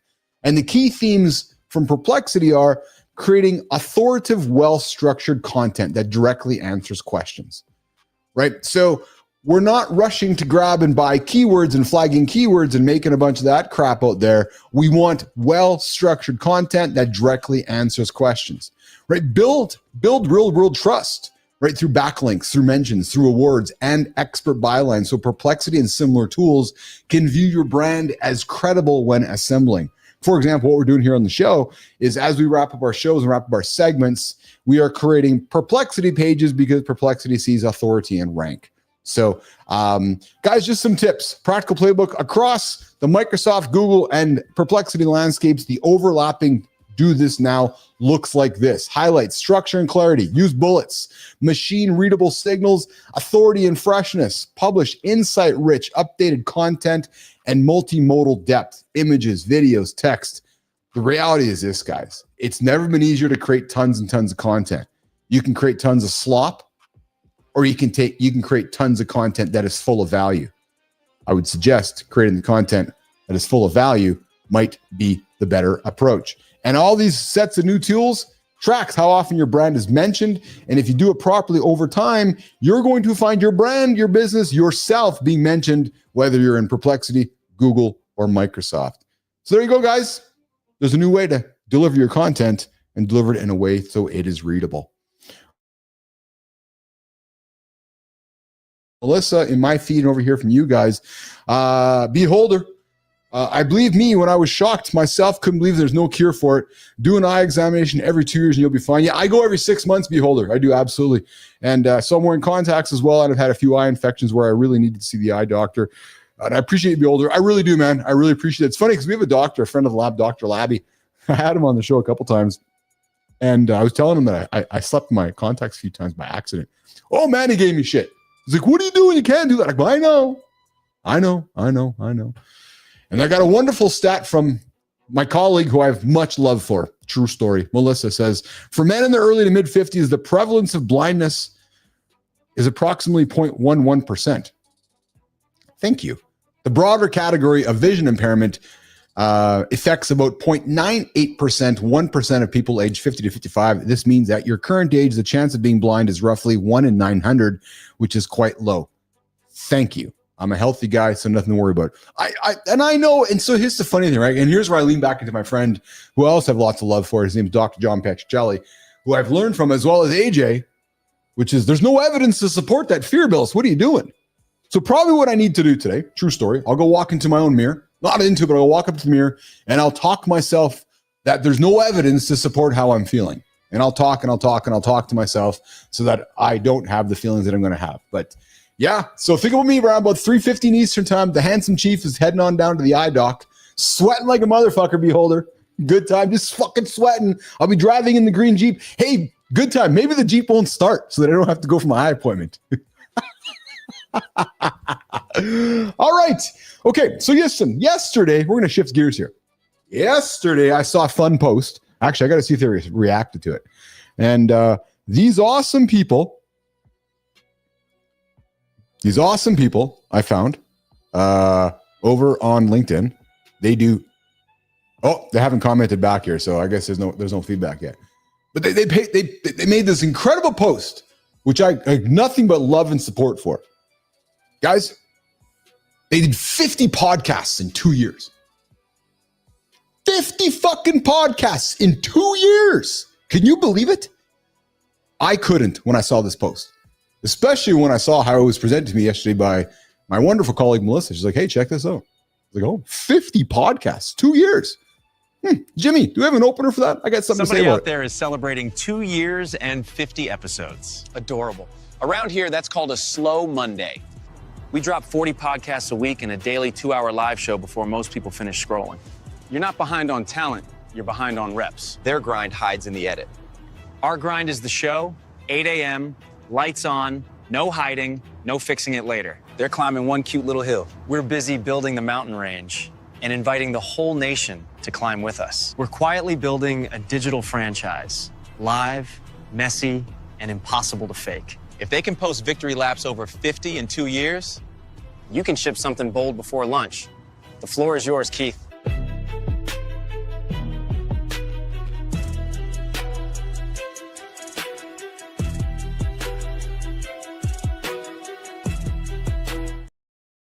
All right. The handsome chief is here with something to say. My little daily monologue, ears up, guys. We're going to have some fun with this one. We are going to have some fun with this one. So please take it with more than a grain of salt. And here's the thing. If you're new to the show and you hear some things that I'm going to say, I'm not going to say I'm sorry, because that's just our show. We equally offend everyone. And if you can't enjoy the sarcasm that I enjoy delivering, and I know that my wonderful audience of community here, we all enjoy the same sarcasm. So let's get after it. So I saw this post yesterday from Neiman. She's like, hey, check this out. I'm like, all right, what is it? And it was a wonderful post that bragged about 2 years, 13,480 fake hours. What did you say, Keith? Fake. 50 episodes. Yeah. Pretty cute. Pretty cute. 100%. 2 years. Congratulations. 2 years, 13,480 hours and 50 episodes.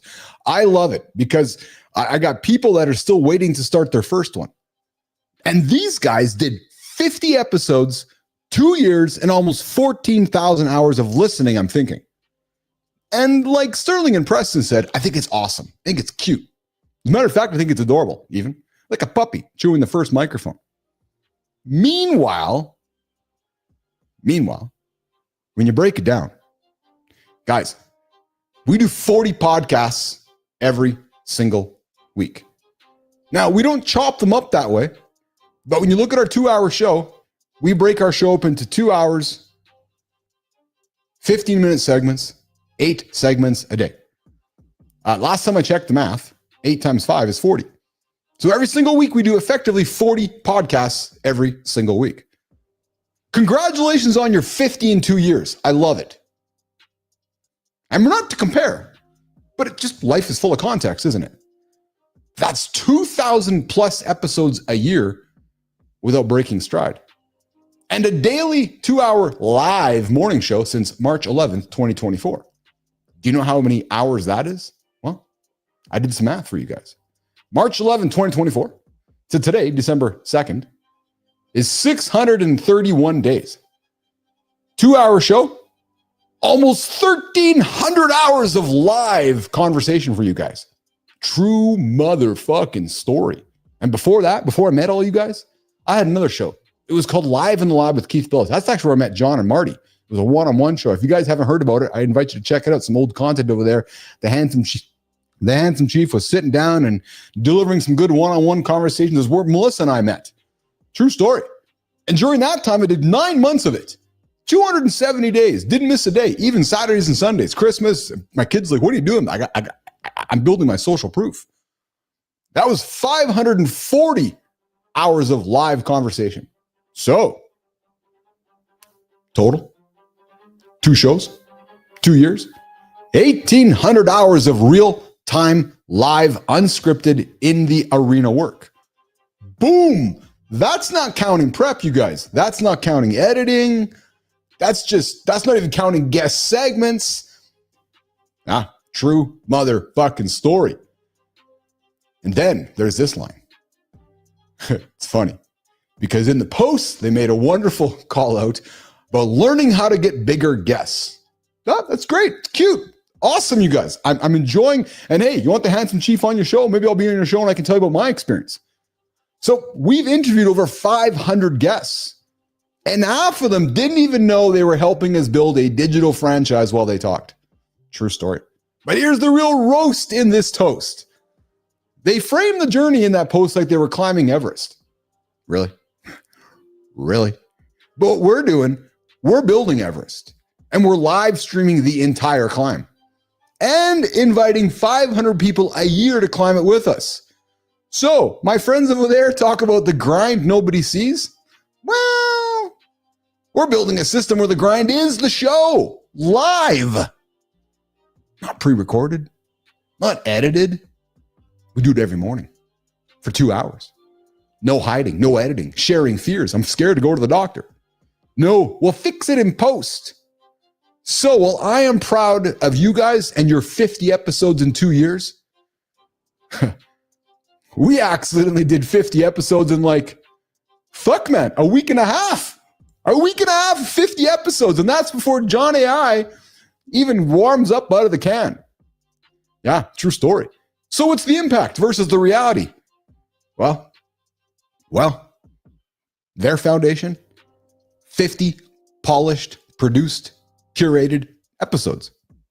Our collective foundation, an 1,800 live archive of raw conversations, burps, farts, characters, chaos, breakthroughs, dump discussions, ejaculate discussions, and a living universe built in real time with a community watching it evolve on a daily basis. So, from my experience, that is not a podcast. What we are building is a digital franchise, a new category, a new media model, a whole ecosystem. So, nation, as I wrap this up, if this show helps people become 1% better every day, I love it. And I congratulate you guys for all the hard work you guys are doing with your podcast. And I got an invitation for you. Because our show helps people become 100% real. So while you guys are advertising your 1% better each day, we're out there pushing help the people become 100% real. Because they watch us build, they watch us learn, they watch us pivot, break, laugh, fail, and rise live in real time. Every morning at 8 o'clock Eastern time, right here on YouTube, LinkedIn, and X, in front of the entire world. So think about this. Their show, love it. It inspires. Our show, nation, it transforms. And we do it together every single day, right here live on Mornings in the Lab with Keith, John, and friends.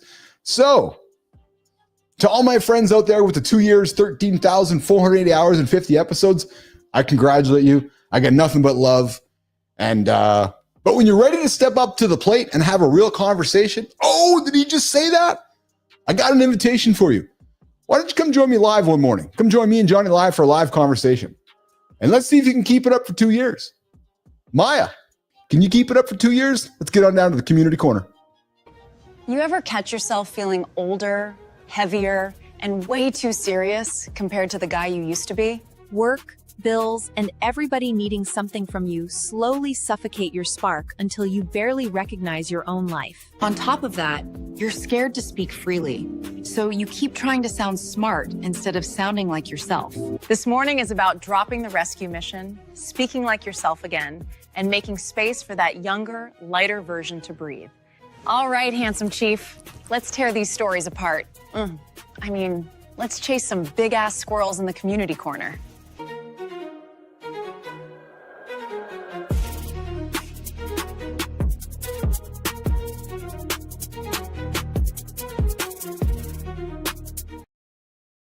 All right. So, actually got an announcement.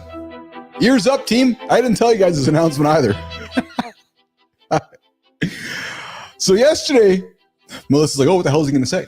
Yesterday, I got a note from a friend of the show's. Melissa Krasky reached out. Yeah, true story. So Krasky's like, hey, I got an idea for us. I'm like, oh, what's up? He's like, you know Joel McHale's Talk Soup? I'm like, yeah, I know Joel McHale's Talk Soup. He's like, I'm thinking that there's one guy I know that creates the best produced show on LinkedIn and YouTube right now, and that guy is you. I'm like, yeah, that's a true story. He's like, I think it's time for us to do a Talk Soup, a roast and a toast of everything happening on LinkedIn. Yeah, true story.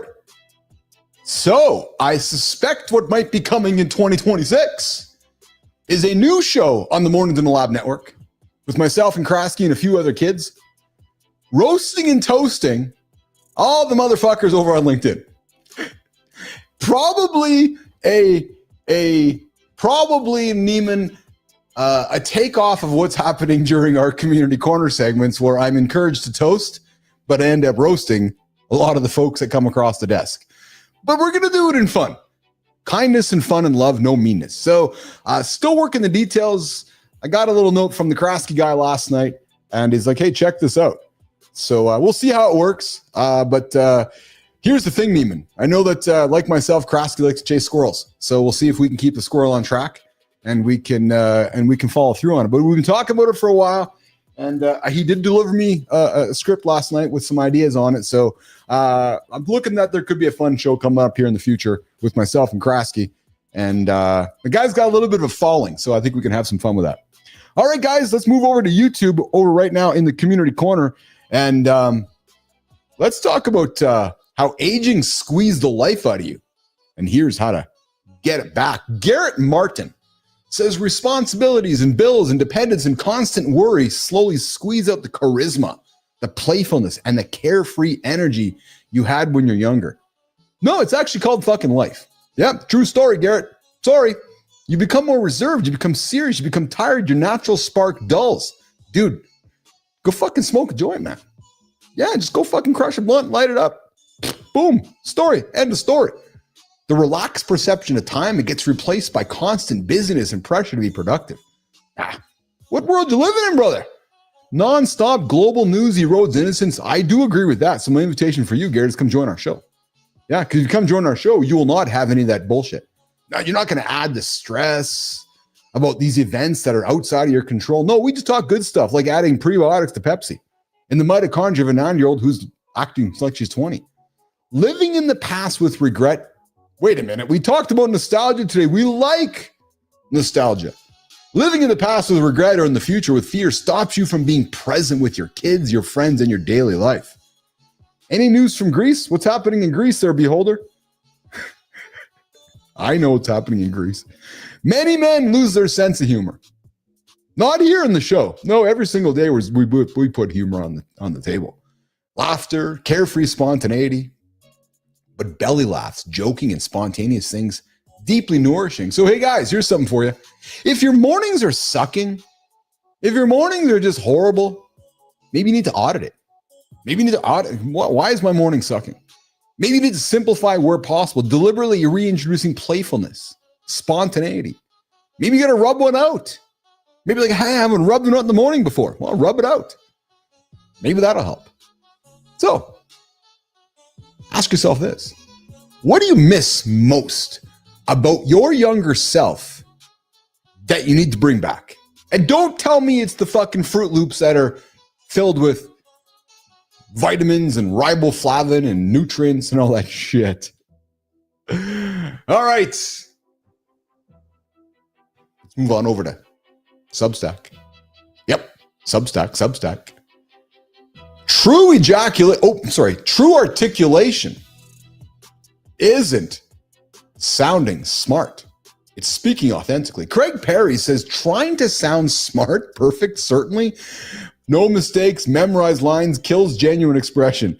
Hey, Craig, have you heard my show? I certainly don't try to sound smart. Nope, not at all, actually. Sometimes I make up half the fucking words. Sometimes I don't even know what the fuck I'm saying. After the show, I'm like, what did I say? But I guess if you're recording a podcast, you can sound smart. Yeah, you can create that perfect certainty. You can ensure there's no mistakes. You can create those memorized lines, just like our friends with the 50 podcasts. Yeah, and what I'm thinking, and when it's created perfectly, you can actually kill that genuine expression, because real articulation, real speaking the words, comes from speaking honesty, while still trying to figure things out. It's like I said to you guys 10 minutes ago. I'm scared. I don't want to get bad news from my eye doctor. What we do in the show here is we think out loud in real time, daily. Embracing uncertainty is the foundation. Being willing to make mistakes publicly. Run towards the failure, you guys. Treat your perspective as an offering, not a law. Because obsessive curiosity makes you useful and unique. You can't articulate what you're not genuinely fascinated by. Listen to my conversations with Anderson this morning, talking about the shirts, talking about the weightlifting shirts. I had no fucking clue. I'll tell you guys something. I know the success I have had with this show and the previous show is because of my obsessive curiosity. I know that if I'm obsessed, I've learned from all of you. If I'm obsessed, curious about something, it often leads back to what you guys are obsessed and curious about as well, which is why we align up at the same path.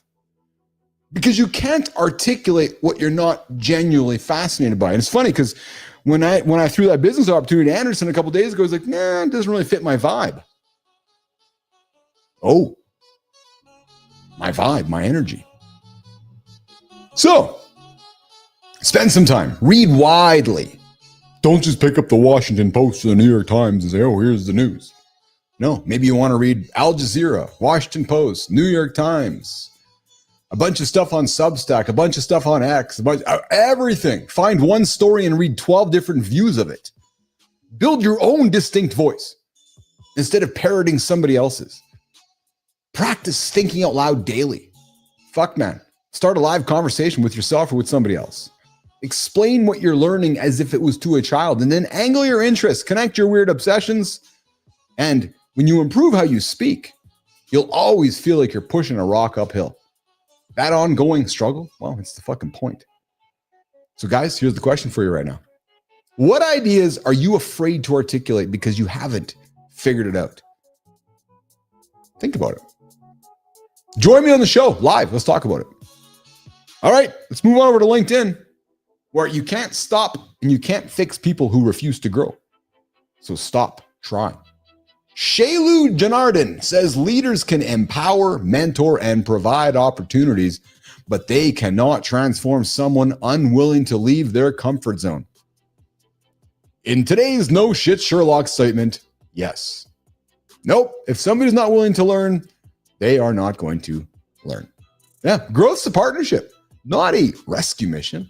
Because leaders are responsible for building the right environment, the clarity, the opportunity, the support, but they can't force a growth mindset. I don't know how many times I can say to somebody, I can walk you to water, but I can't force you to drink it. I'm going to give you every opportunity to get to that water. I'm going to get you to the fucking water trough. But if you don't want to drink it, that's on you. It's just like the world of AI right now. I said to my team yesterday, I'm actively trying to replace you. What? No, because you need to be actively trying to replace your task with AI. Some people rise as soon as someone believes in them. Others, they stay stuck even when carried. But leaders like you must discern when to keep coaching and when to step aside. Overhelping, like we do with our kids often, what creates that dependency? That harms performance, it harms confidence, and it harms the culture. So here's the invitation for you guys today. Stop overhelping somebody. Instead, encourage their own performance, encourage their own failure, encourage their own confidence. Unconditionally love them so when they fall, you pick them up. The right people, they don't need to be carried. Only given space and support to grow, which is what we do here every single day on Mornings in the Lab. Hey, Maya, who are you carrying that's refusing to walk? And what's it costing you? Let's get after it. If that hit a nerve, your next move is simple. Stop dragging people who refuse to grow and rebuild yourself instead. Selfishness goes a long way. True mother, you know the rest. Follow and tag us in your next post, fellas. We need roasting material.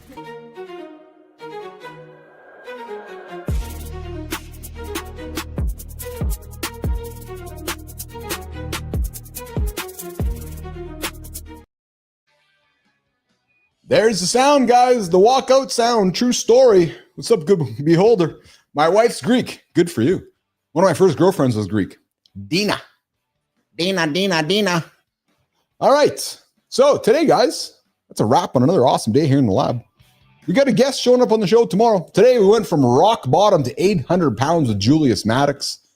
We pulled apart what it really looks like when a man decides this version of me is done. And then we flip to nostalgia as a mood hack, using your own highlight reel as a confidence tool instead of just a midlife playlist. Guys, today, if you're stuck, guys, lean into that feeling of nostalgia. Try it.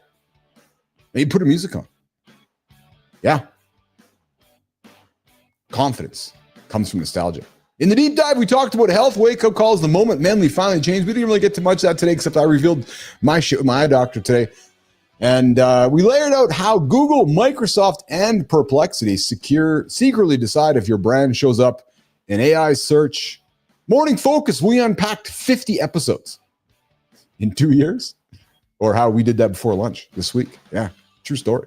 And hey, in the part of today, listen, guys, if any part of today's show hit you, would love to hear from you guys in the comments. Let me know. The lab costs, sorry, distracted. Guys, if any part of today's show hit you, the lab Coat Cola, the 92-year-old sprinter, Julius's redemption, the lonely diners, the AI search game, or just realizing you have been hitting snooze on your whole life, fuck, man, do something about it. Yeah, you don't need my permission. One rep, one message, one better meal, one honest check-in. We always have permission to begin again, guys. That is the business athlete mindset. So before you roll out, here's my invitation. Hit the like, hit the subscribe, tell your friends, because we go live every weekday, 8 o'clock Eastern time. True motherfucking story. Until tomorrow, close those extra tabs, stand up, get some motion, move around, make that body move, make your decision about your future self that will thank you. Touch your toes today. Go for a walk. Look at the comments here before we get out of here. Beholder, I have a few colleagues like that at the end of the day, just don't want to learn from, even after the experience I have. It's unfortunate. Yeah, true story. Beholder, I appreciate you, man. Thanks for hanging out with us today. Good luck in Greece. Global, they're not going to catch us. We're on a mini mission from God. It's 106 miles to Chicago. We got a full tank of gas, half pack of smoke. It's dark, Blues brother. I love you, Global. Michael, you're awesome, man. I appreciate you guys. Holroyd, Global, Beholder. Man, everybody out there today, I'm not going to hit y'all. What else you got there? Petro, have a good one, guys. We'll see you in less than 22 hours right here live, 8 o'clock Eastern time. Mornings in the lab. I'm getting the hell out of here. Good time. Charlie, see you, pal. Hey, 3:15 Eastern time, the doc shop. See you guys. Ciao.